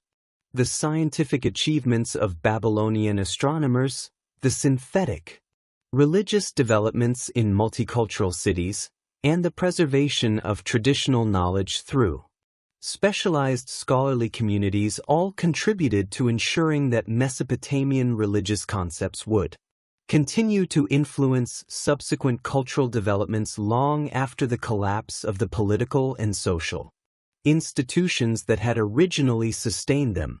The gradual dissolution of traditional Mesopotamian temple institutions during the early centuries of the Common Era didn't mark the complete disappearance of Anunnaki traditions from the intellectual landscape of the ancient world. Instead, these theological and mythological concepts underwent a complex process of preservation and transformation through networks of scholars, translators, and religious communities that maintained fragments of ancient wisdom within new cultural and linguistic contexts. The transmission of Mesopotamian knowledge during late antiquity occurred through multiple channels that often operated independently of each other, creating a diverse array of sources that preserve different aspects of Anunnaki traditions according to their specific intellectual interests and cultural requirements. The Syriac Christian communities that emerged in northern Mesopotamia during the 3rd and 4th centuries CE played a crucial role in preserving astronomical and mathematical knowledge that had originally developed within Anunni temple complexes. These scholars working primarily in Edessa, Nisibis, and other centers of Syriac learning translated Greek astronomical texts that incorporated Babylonian computational methods while also maintaining direct access to cuneiform sources through bilingual scholars who could still read the ancient script. The Syriac translation of Tomis Omniest completed during the 6th century preserved Babylonian star catalogs and planetary theories that contain traditional deity names and mythological associations, ensuring that Anunnaki nomenclature would continue to influence astronomical terminology throughout the medieval period. The scholarly activities of figures like C. Subbach working in the monastery of Kaneshur during the 7th century demonstrated how Syriac intellectuals maintained sophisticated understanding of Mesopotamian mathematical and astronomical traditions long after the collapse of the institutional structures that had originally sustained them. Sibaka's treatise on the astral included detailed discussions of Babylonian computational methods for calculating planetary positions. His mathematical works preserved numerical techniques that derived ultimately from ununiform mathematical texts, his famous reference to Indian numerals as superior to Greek systems reflected comparative analysis that drew on multiple mathematical traditions, including Mesopotamian methods that he accessed through both Greek and Syriac sources. The Mandean religious communities of southern Mesopotamia preserved perhaps the most direct continuity with ancient Anunnaki traditions through their maintenance of ritual practices and mythological narratives that showed clear relationships to earlier Mesopotamian religious literature. The Mandean creation account preserved in the Jinsa Rabbah contains cosmological narratives that parallel Mesopotamian creation myths, including references to primordial waters, divine assemblies, and the creation of humanity for divine service. The text's description of the Utra, divine beings who govern different aspects of the cosmos, reflects clear structural similarities to Anunnaki hierarchies while adapting these concepts to serve Mandean theological requirements, emphasizing spiritual salvation and esoteric knowledge. Mandean ritual practices preserve technical terminology and procedural details that derived from ancient Mesopotamian temple liturgies, though adapted to serve different theological purposes. The Masika ceremony performed to ensure the spiritual ascent of deceased souls involved ritual procedures that paralleled ancient Mesopotamianary practices while incorporating elements that reflected later Gnostic influences. The priest's use of specific incantations and ritual gestures during these ceremonies preserved traditional techniques for divine communication that had originally developed within Anunnaki temple complexes, demonstrating remarkable continuity across more than a millennium of cultural and political transformation. The preservation of Mesopotamian astronomical knowledge within Islamic scholarly circles represented another crucial channel through which Anunnaki-related concepts reached medieval audiences. The translation movement that flourished in Baghdad during the 8th and 9th centuries CE brought together scholars from diverse cultural backgrounds who collaborated to render Greek, Persian, and Sanskrit scientific texts into Arabic while also accessing indigenous Mesopotamian sources that had survived in various forms. The Banu Musa brothers, working under Abbasid patronage during the 9th century, produced translations of astronomical works that preserved Babylonian star names and constellation mythology, ensuring that traditional Anunnaki associations with celestial phenomena would continue to influence Islamic astronomical literature. The great astronomer al-Battani, working in northern Mesopotamia during the late 9th and early 10th centuries, exemplified the sophisticated synthesis of diverse astronomical traditions that characterized Islamic scientific culture. His Zij al-Sabi contains star catalogues that preserved Babylonian stellar amanlete alongside Greek constellation names and Arabic observational data, creating comprehensive reference works that maintained continuity with ancient traditions while advancing contemporary scientific knowledge. His computational methods for calculating planetary positions incorporated techniques that ultimately derived from Babylonian mathematical astronomy. Though adapted and refined through centuries of scholarly development, the Iranian community at ancient K represented a remarkable example of direct religious continuity with ancient Mesopotamian traditions, maintaining temple worship and philosophical schools that preserved elements of traditional planetary theology well into the Islamic period. These scholars, who identified themselves as Sabians to gain recognition as a legitimate religious community under Islamic law, maintained sophisticated astronomical and mathematical knowledge that they claimed derived from ancient Mesopotamian wisdom traditions. Their temple complex housed libraries containing texts in multiple languages that preserve traditional knowledge about planetary influences and divine hierarchies. Though adapted to conform with monotheistic requirements imposed by Islamic political authority, influence of Iranian scholars on medieval Islamic intellectual culture extended far beyond their small religious community through their roles as translators, astronomers, and court advisors who brought ancient Mesopotamian knowledge into contact with contemporary scientific and philosophical developments. That Ibn Qara, the most famous Iranian scholar of the 9th century, produced translations of mathematical and astronomical texts that preserve traditional computational methods while also contributing original research that advance contemporary understanding of planetary motion and mathematical theory. His work on the precession of equinoxes incorporated observational data that derived ultimately from Babylonian astronomical records, demonstrating how ancient knowledge could contribute to contemporary scientific advancement. The preservation of Mesopotamian medical knowledge within Islamic scholarly circles created another channel through which traditional wisdom associated with Anunnaki temple medicine reached medieval audiences.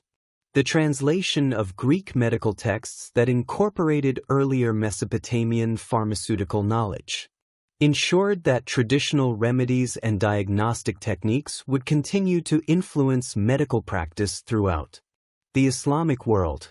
The works of Ibn Ishaq, and other translators preserve detailed knowledge of plant-based medicines and surgical procedures that had originally developed within temple medical schools, though adapted to serve the needs of Islamic urban populations rather than traditional religious communities.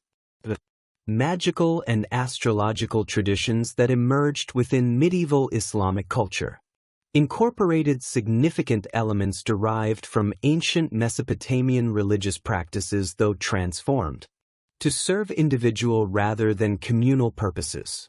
The Ghat al-Hakim attributed to the Cordoban scholar Maslama al-Madridi contained detailed instructions for invoking planetary spirits that showed clear relationships to traditional Anunnaki worship, including specific ritual procedures and incantations that preserved ancient terminology and symbolic associations. These magical texts treated traditional deities as powerful spiritual entities that could be contacted through appropriate ritual procedures, maintaining essential elements of ancient religious practice while adapting them to serve private rather than public purposes. The influence of Mesopotamian astrological traditions on medieval Islamic and Christian cultures operated through multiple channels that preserve different aspects of traditional knowledge according to their specific cultural requirements. The Kitab al-Ulf by Abu Masha al-Baqi incorporated extensive material derived from Babylonian astrological sources, including detailed descriptions of planetary influences and predictive techniques that maintained traditional associations between celestial phenomena and earthly events. His work influenced both Islamic and Latin astrological traditions, ensuring that Mesopotamian concepts would continue to shape medieval understanding of cosmic influences on human affairs. The transmission of Mesopotamian flood narratives through Jewish and Christian literary traditions created additional channels through which Anunnaki-related concepts reached medieval audiences, though significantly transformed to conform with monotheistic theological requirements. The Book of Enoch, composed during the Second Temple period but preserved in various medieval manuscripts, contain detailed accounts of divine beings who descended to earth and taught humanity various arts and sciences clearly, reflecting influence from traditional Anunnaki mythology while adapting these narratives to serve Jewish apocalyptic theology. The text description of the Watchers and their interactions with humanity preserved structural elements of ancient Mesopotamian divine-human relationships, while transforming their theological significance. Medieval Christian chronographic traditions preserved fragments of Mesopotamian historical and mythological narratives through their incorporation of material derived ultimately from Berosus and other Hellenistic sources that had attempted to present Babylonian traditions to Greek audiences.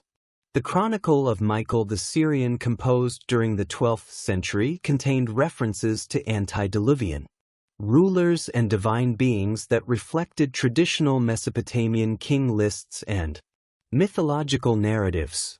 Though interpreted within Christian theological frameworks that emphasize divine providence and human salvation, these chronographic works preserve traditional chronological data and narrative structures while adapting them to serve Christian historical and theological purposes. The influence of Mesopotamian architectural and artistic traditions on medieval Islamic, religious, and secular buildings created visual channels through which traditional symbolic associations continue to influence cultural expression. The use of step tower designs in medieval Islamic architecture reflected influence from ancient ziggurat construction, while decorative programs that incorporated astronomical and astrological imagery maintained traditional associations between architectural space and cosmic order. The Dome of the Rock in Jerusalem, constructed during the late 7th century, featured decorative elements that showed clear influence from earlier Mesopotamian artistic traditions, including geometric patterns and celestial imagery that preserve traditional symbolic associations while serving new religious purposes. The preservation of Mesopotamian mathematical knowledge within medieval Islamic scholarly circles ensured that computational techniques originally developed for temple administration and astronomical calculation would continue to influence scientific and commercial practice throughout the medieval period. The works of Al-Khwarizmi and other early Islamic mathematicians incorporated methods that derived ultimately from Babylonian mathematical texts, including sophisticated techniques for solving quadratic equations and calculating compound interest that had originally developed to serve temple economic administration. These mathematical traditions maintained continuity with ancient scholarly practices while adapting them to serve the needs of medieval Islamic urban civilization. The influence of Mesopotamian legal traditions on medieval Islamic jurisprudence operated through complex channels that preserved certain procedural and conceptual elements while transforming their theological and social significance. The development of Islamic commercial law incorporated principles that showed clear relationships to earlier Mesopotamian legal traditions, including sophisticated approaches to contract formation, dispute resolution, and commercial partnership that had originally developed within temple-centered economic systems. These legal traditions maintained practical continuity with ancient commercial practices while adapting them to serve the needs of medieval Islamic trading. The mystical traditions that emerged within medieval Islamic culture incorporated elements that showed clear relationships to earlier Mesopotamian religious practices, particularly in their approaches to divine communication and spiritual transformation. The works of Sufi authors like Ibn Arabi contained cosmological speculations that reflected influence from traditional Mesopotamian theological concepts, including detailed descriptions of divine hierarchies and cosmic structure that preserved essential elements of ancient religious thought while adapting them to serve Islamic mystical purposes. These mystical traditions maintain continuity with ancient approaches to divine knowledge while transforming their practical and theological applications. The preservation of Mesopotamian agricultural and technical knowledge within medieval Islamic civilization ensured that practical wisdom originally developed within temple-centered economic systems would continue to influence rural and urban life. Throughout the medieval period, agricultural manuals produced by Islamic scholars incorporated techniques for irrigation management, crop rotation, and livestock breeding that derived ultimately from Mesopotamian agricultural traditions, though adapted to serve different environmental and social conditions. These technical traditions maintained practical continuity with ancient knowledge while demonstrating their continued relevance for medieval agricultural and urban development. The influence of Mesopotamian musical and liturgical traditions on medieval religious practices created additional channels through which ancient cultural elements reach contemporary audiences, though significantly transformed to serve new religious and social purposes.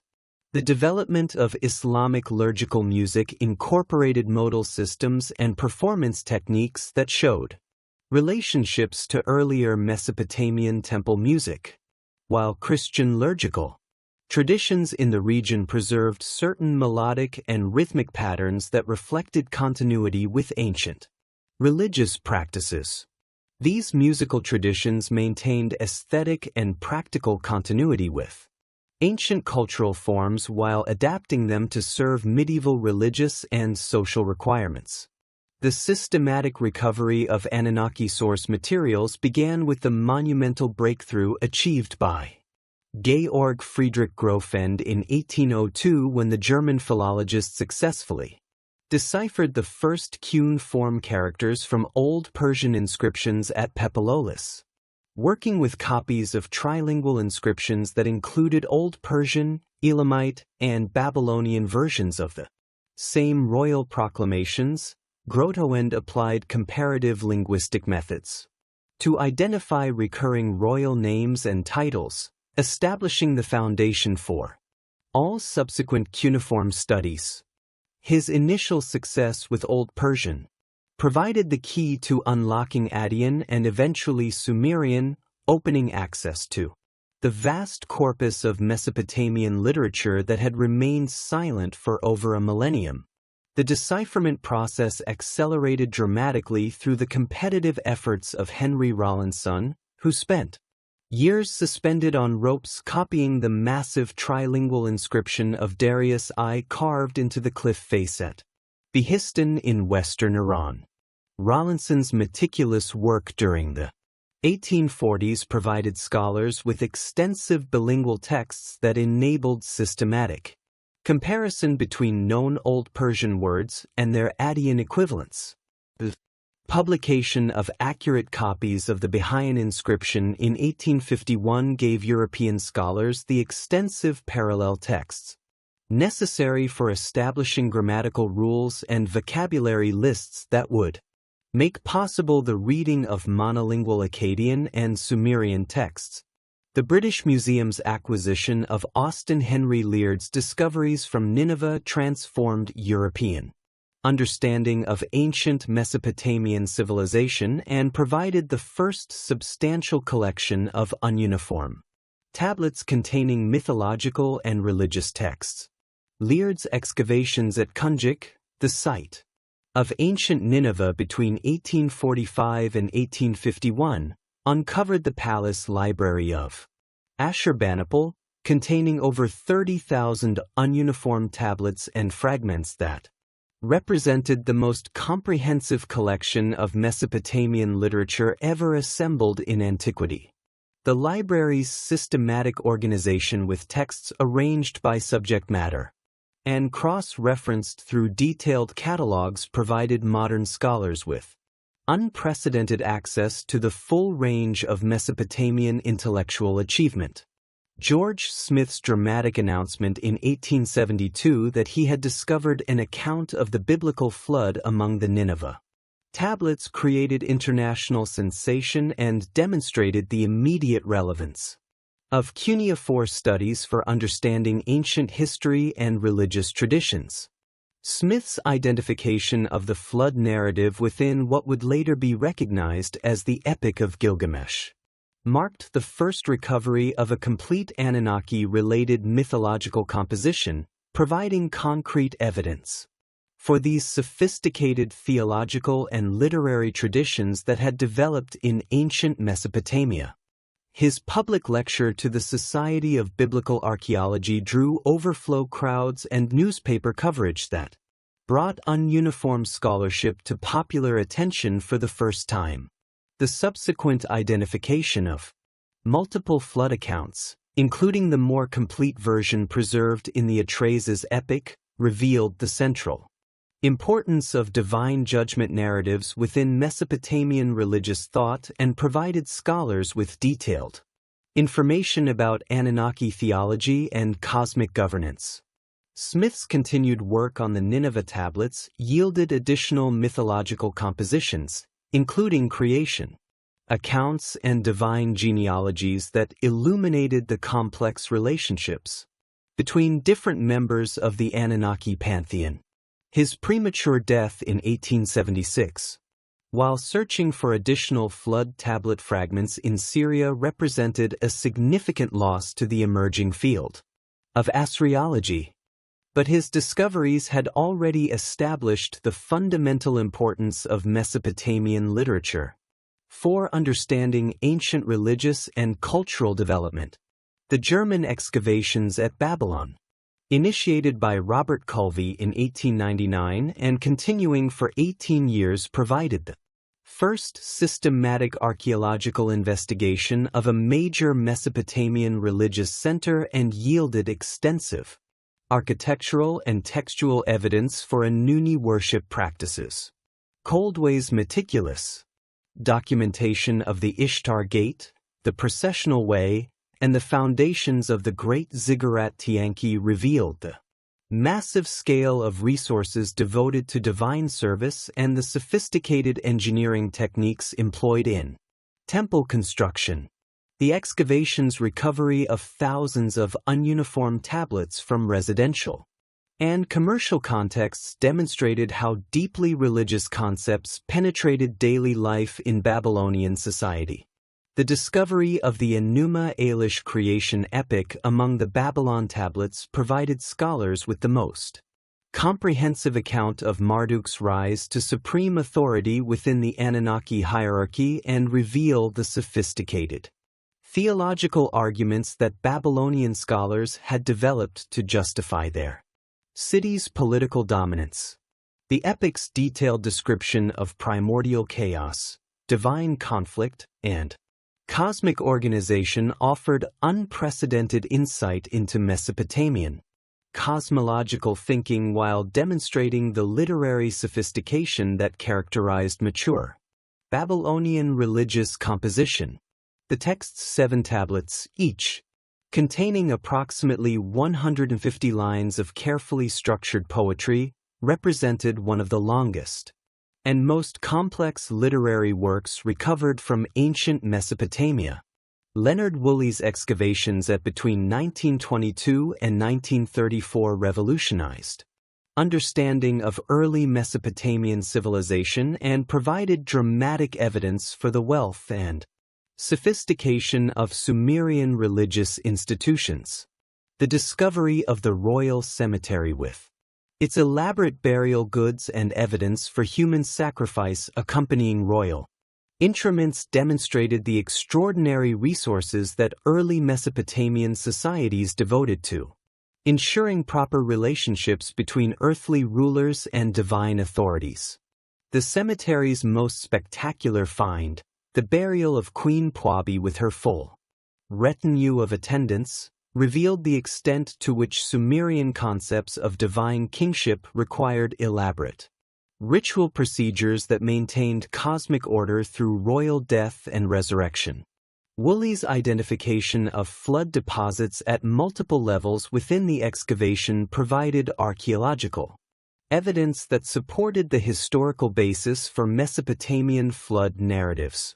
Though the localized nature of these deposits indicated that the Great Flood reflected regional rather than global catastrophic events, the excavation's recovery of votive objects, cylinder seals, and architectural remains from the early dynastic period illuminated the development of Sumerian religious art and temple architecture, while ununiform tablets from later periods documented the continued importance of as a center for lunar worship and astronomical observation throughout Mesopotamian history.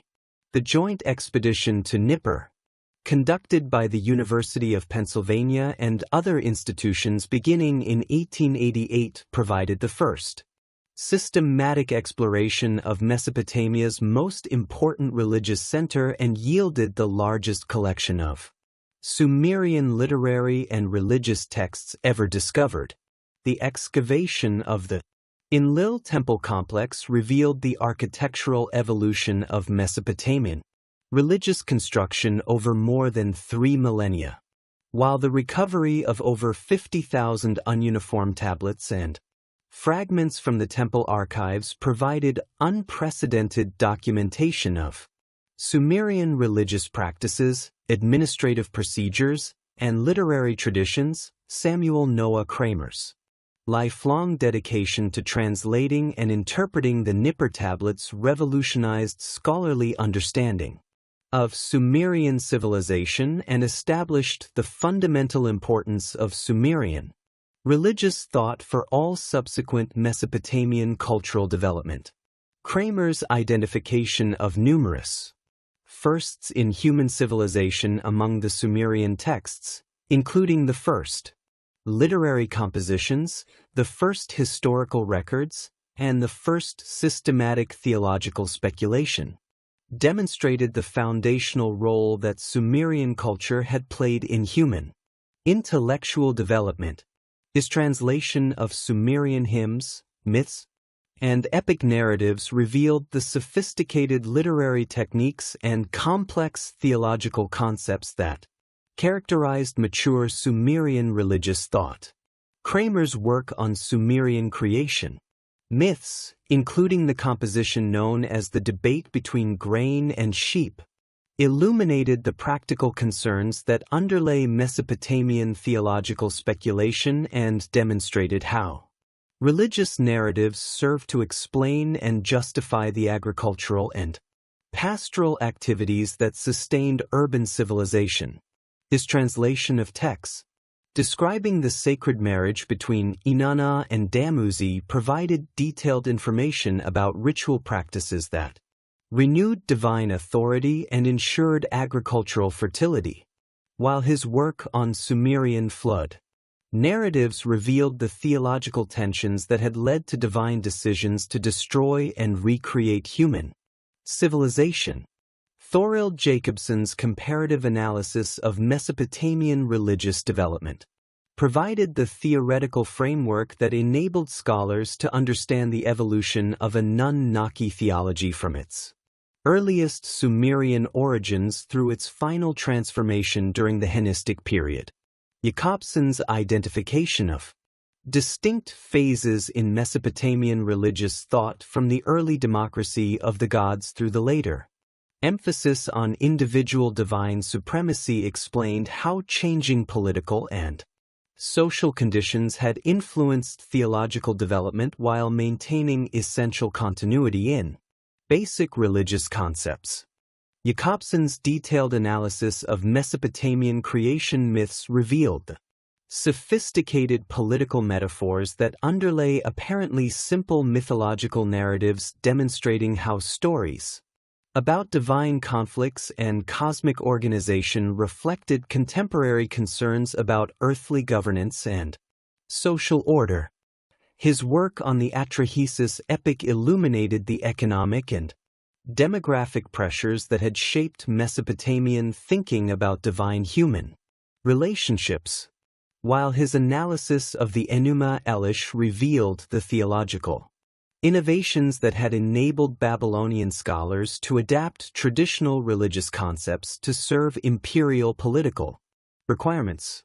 The discovery of the library at Sultan in southeastern Turkey, during excavations conducted by Satan Lloyd and Nuri Gökçe in the 1950s, provided scholars with additional copies of major Mesopotamian literary works and revealed the extent to which traditional religious texts had been preserved and studied in provincial centers throughout the Assyrian Empire. The library's collection of canonical literary works, including multiple copies of the Gilgamesh epic and various Anunnaki hymns, demonstrated the systematic efforts that Assyrian scholars had made to preserve and standardize Mesopotamian religious literature.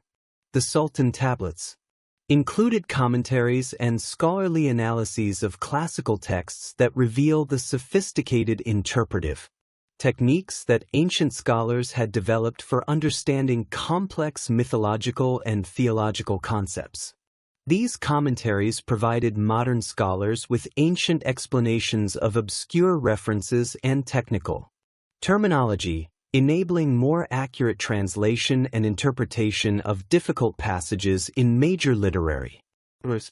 The library's preservation of both canonical texts and scholarly commentaries demonstrated the continuity of intellectual tradition that had maintained Mesopotamian religious and literary culture across multiple centuries of political upheaval.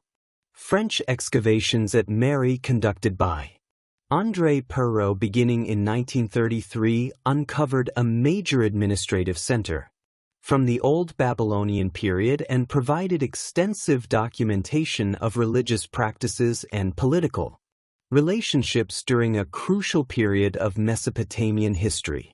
The palace Archives at Mari contained over 25,000 ununiform tablets that documented diplomatic correspondence, administrative procedures, and religious activities that illuminated the practical operation of divine kingship and temple administration during the early 2nd millennium BC. The Mari letters included detailed accounts of prophetic activities and divine communication that revealed how Mesopotamian rulers maintained relationships with patron deities and sought divine guidance for political and military decisions. These texts provided concrete evidence for the practical operation of theological concepts that had previously been known primarily through literary and mythological sources, demonstrating how beliefs about divine authority translated into actual political and administrative procedures. The recovery of Akkadian literary texts from various sites throughout Mesopotamia enabled scholars to trace the development of Anunnaki mythology through different periods and regions, revealing both continuity and innovation in religious thought across more than 2 millennia. The identification of multiple versions of major compositions, including various recensions of the Gilgamesh epic and different traditions regarding creation and flood narratives, demonstrated the dynamic character of Mesopotamian religious literature and the ongoing efforts that ancient scholars had made to adapt traditional stories to contemporary concerns. Archaeological investigations at Eridu, conducted by Feward Safar and Satan Lloyd during the 1940s and 1950s, provided crucial evidence for the earliest development of Mesopotamian religious architecture and confirmed the site's traditional identification as the first city established by the gods. The excavation revealed 17 successive temple levels dating from the Ubaid period through the Neo-Babylonian era, documenting the continuous religious significance of the site over more than 4 millennia.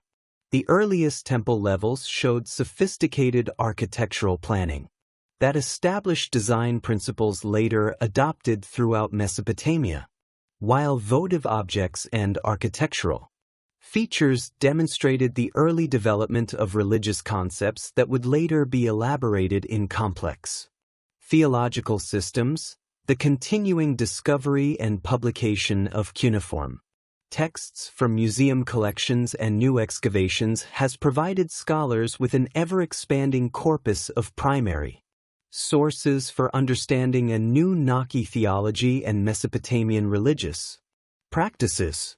Major text editions, including the ongoing Chicago Assyrian Dictionary Project and the Pennsylvania Sumerian Dictionary, have made possible increasingly sophisticated analysis of religious terminology and theological concepts, while improved understanding of Mesopotamian historical development has enabled more accurate contextualization of religious texts within their original cultural and political settings. Modern archaeological techniques, including satellite imagery, ground penetrating radar, and systematic surface survey, have identified hundreds of previously unknown Mesopotamian sites and provided new opportunities for understanding the geographical distribution and regional variation of Anunnaki worship. These technological advances have enabled archaeologists to investigate sites that were previously inaccessible while minimizing damage to fragile archaeological remains, ensuring that future generations of scholars will have access to well-preserved evidence for understanding ancient Mesopotamian civilization. The integration of archaeological evidence with textual sources has created increasingly sophisticated understanding of how a new key theology developed within specific historical and cultural contexts, while comparative analysis with other ancient Near Eastern religious traditions has illuminated the distinctive characteristics of Mesopotamian religious thought. This multidisciplinary approach has revealed The complexity and sophistication of ancient Mesopotamian civilization while demonstrating its fundamental importance for understanding the development of human religious and intellectual culture. The systematic recovery of Mesopotamian textual and archaeological evidence throughout the 19th and 20th centuries established a solid academic foundation for understanding the historical role of the Anunnaki within ancient Near Eastern civilization. Contemporary scholarly consensus recognizes these deities as central figures in the world's earliest urban religious systems, representing sophisticated theological concepts that governed cosmic order, political legitimacy, and social organization throughout 3 millennia of Mesopotamian history. Leading Asiologists including Jeremy Black, Andrew George, and Mark Vannerup have demonstrated through careful textual analysis and archaeological correlation that the Anunnaki functioned as administrative deities whose authority encompassed both celestial phenomena and terrestrial governance, creating integrated systems of divine kingship that sustained the world's first complex urban societies. Modern academic interpretation emphasizes the Anunnaki's role as patron deities of specific city-states with individual gods like Enlil at Nippur, Marduk at Babylon, and Inanna at Uruk, serving as divine rulers whose earthly temples functioned as comprehensive administrative centers managing agricultural production, craft specialization, and longue distance trade networks. Archaeological evidence from sites like Juru, Nippur, and reveals the massive economic infrastructure required to support these religious institutions, with temple complexes employing thousands of workers and controlling vast agricultural estates that generated the surplus wealth necessary for monumental construction projects and elaborate ritual cycles. The theological sophistication of Anunnaki worship emerges clearly from comparative analysis of creation myths, flood narratives, and divine genealogies, preserved in cuneiform literature spanning from early dynastic Sumerian compositions through Neo-Babylonian scholarly commentaries.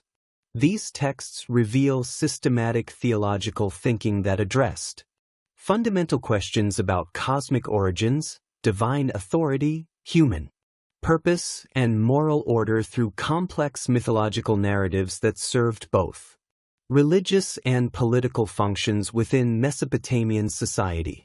The Atrahasis epic's account of human creation as divine laborers, the Enuma Elisha's justification of Babylonian political supremacy through Marduk's cosmic victory, and the various flood narratives' exploration of divine justice demonstrate the intellectual rigor that characterized mature Mesopotamian religious thought.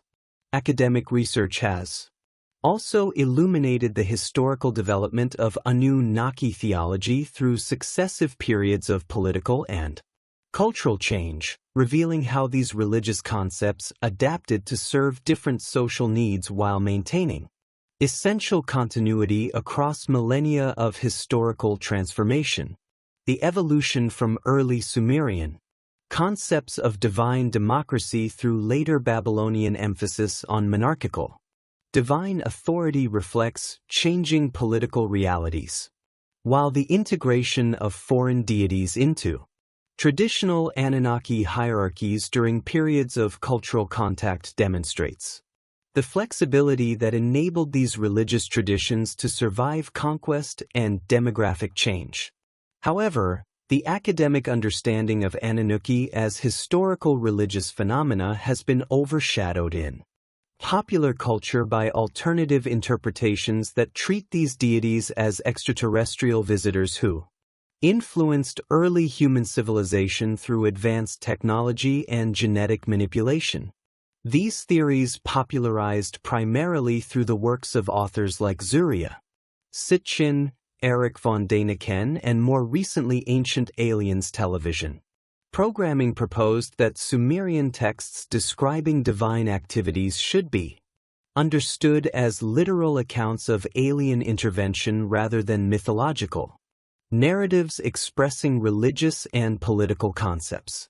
Sitton's translation and interpretation of Sumerian and Akkadian texts, beginning with his 1976 publication, The 12th Planet, claimed to reveal evidence for an additional planet called Nibiru, whose inhabitants, the Anunnaki, traveled to Earth approximately 450,000 years ago to mine gold needed for their home planets.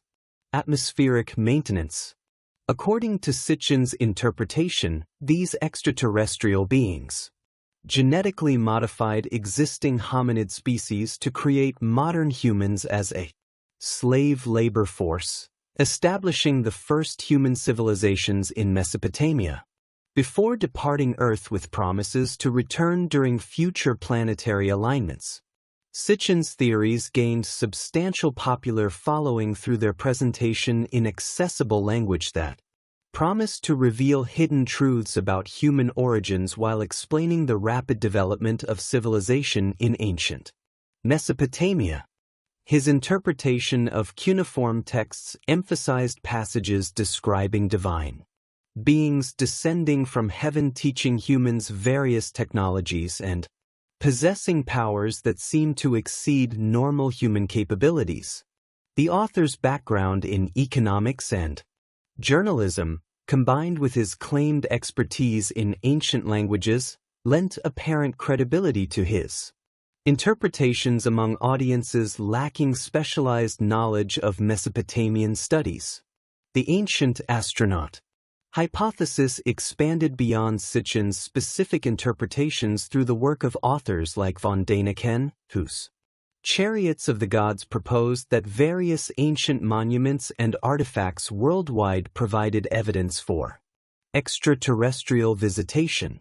Von Däniken's approach emphasized visual evidence, including architectural achievements that seem to exceed ancient technological capabilities, artistic representations that resembled modern aircraft or astronauts, and mythological narratives from multiple cultures describing divine beings with advanced powers and technologies. The popularity of these alternative theories reflects broader cultural fascination with extraterrestrial life and dissatisfaction with conventional academic explanations for the rapid development of human civilization during the Neolithic Revolution. The ancient astronaut hypothesis offers seemingly simple solutions to complex historical questions while appealing to contemporary scientific concepts about space travel and genetic engineering that make alien intervention appear plausible within modern technological frameworks. Professional Assyriologists and archaeologists have consistently rejected these alternative interpretations through detailed analysis of the linguistic, archaeological, and historical evidence that contradicts extraterrestrial visitation theories. Michael Heiser's comprehensive critique of Sitchin's translations into the unseen realm demonstrates numerous errors in ununiform reading and interpretation that undermine the foundation for ancient astronaut claims. While Irving Finkel's analysis of Mesopotamian flood narratives in the Ark before Noah reveals the complex literary and theological development that produced these compositions over centuries of cultural evolution, the archaeological record provides no evidence for the advanced technologies that would have been necessary for interplanetary travel during ancient periods. While the gradual development of Mesopotamian civilization through successive cultural phases contradicts claims about sudden technological advancement through alien intervention, excavations at sites like Tel Essawan Shamami and early Uruk reveal the incremental development of agricultural techniques, craft specialization, and urban organization that produced the complex societies documented in later historical periods. Despite academic rejection, ancient astronaut theories have profoundly influenced popular culture through their incorporation into science fiction literature, television, programming, and internet-based alternative history communities. The History Channel's Ancient Alien series, which has produced over 200 episodes since 2009, presents these theories as legitimate scientific hypotheses worthy of serious consideration, featuring interviews with proponents alongside dramatic reenactments and computer-generated imagery creates compelling visual narratives supporting extraterrestrial interpretation of ancient evidence. The series format typically presents conventional archaeological and historical evidence alongside alternative interpretations that emphasize unexplained aspects of ancient achievements, creating false equivalences between established scholarly consensus and speculative theories lacking empirical support. This presentation strategy appeals to audiences skeptical of academic authority while satisfying entertainment preferences for dramatic narratives that promise revolutionary revelations about human history and cosmic significance. The influence of Anunnaki concepts on contemporary literature and speculative fiction extends far beyond ancient astronaut theories through their incorporation into fantasy and science fiction narratives that draw inspiration from Mesopotamian mythology while adapting these concepts to serve modern storytelling purposes. Authors like Neil Gaiman in American Gods and Kim Stanley Robinson in Years of Rice and Salt have incorporated Mesopotamian deities into complex narratives exploring themes of cultural change, religious evolution, and human adaptation to technological advancement.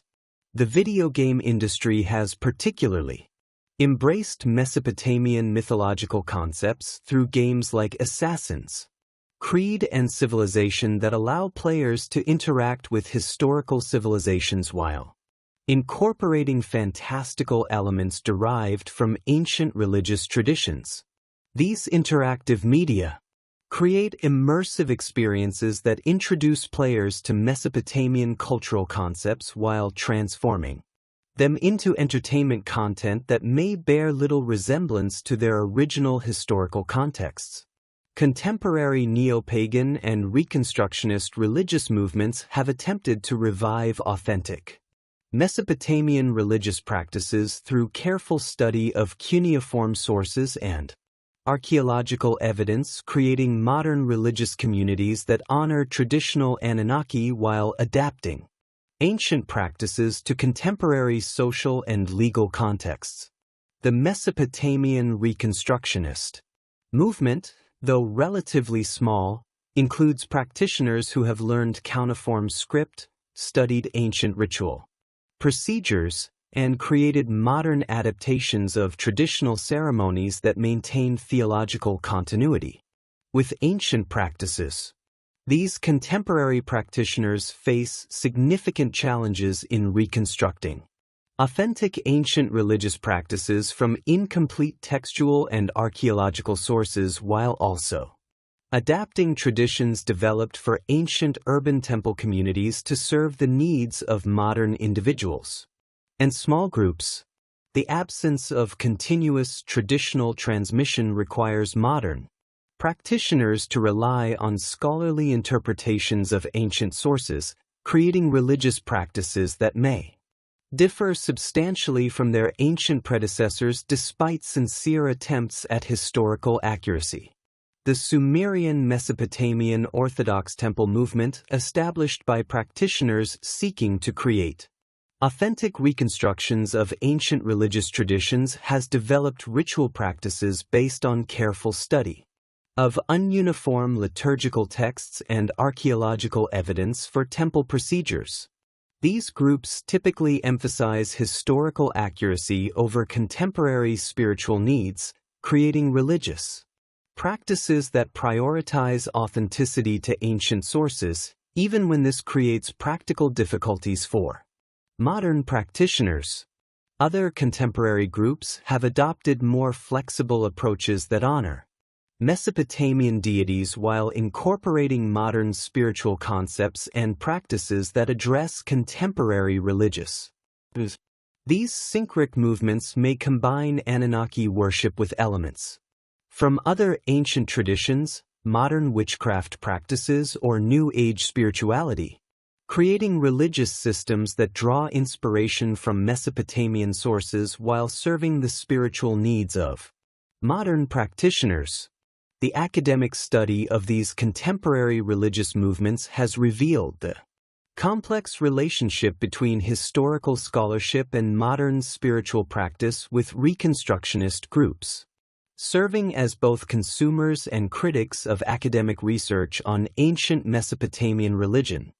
These practitioners often possess sophisticated knowledge of cuneiform sources and archaeological evidence that enables them to engage critically with scholarly interpretations while developing their own understanding of ancient religious concepts and practices. The influence of Anunnaki concepts on contemporary culture extends beyond explicit religious or alternative history movements through their incorporation into broader cultural narratives about human origins, technological development, and cosmic significance.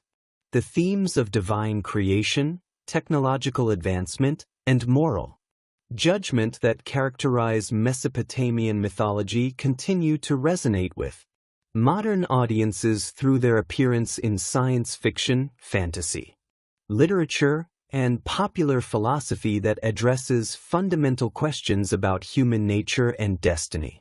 The digital age has created new opportunities for preserving and disseminating knowledge about Anunnaki traditions through online databases, digital archives, and interactive educational resources that make ununiform texts and archaeological evidence accessible to global audiences.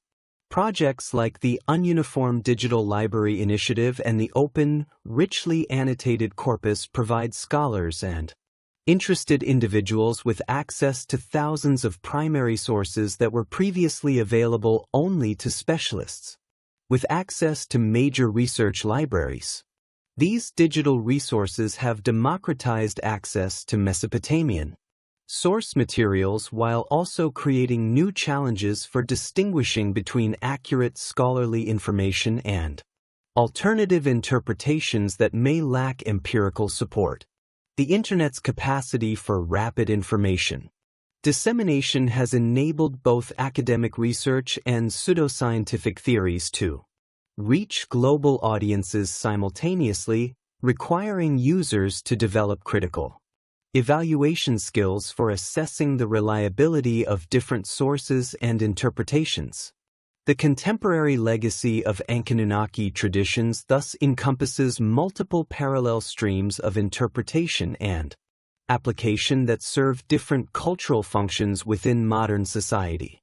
Academic scholarship continues to refine understanding of these deities' historical roles within ancient Mesopotamian civilization, while alternative theories provide entertainment and speculative frameworks for understanding human origins. Religious Reconstructionist movements attempt to revive authentic ancient practices while popular culture adapts Mesopotamian concepts to serve contemporary storytelling and spiritual. The enduring appeal of Anunnaki concepts across these diverse contemporary applications demonstrates the fundamental importance of the questions that these ancient traditions addressed regarding cosmic order, divine authority, human purpose, and moral responsibility, whether approached as historical phenomena worthy of scholarly investigation, extraterrestrial visitors offering solutions to cosmic mysteries, or divine beings deserving contemporary worship. The Anunnaki continue to provide frameworks for understanding humanity's place within larger cosmic and historical contexts. The scholarly consensus regarding Anunnaki's sophisticated theological concepts developed within the world's earliest urban civilizations provides the most reliable foundation for understanding their historical significance and continuing relevance.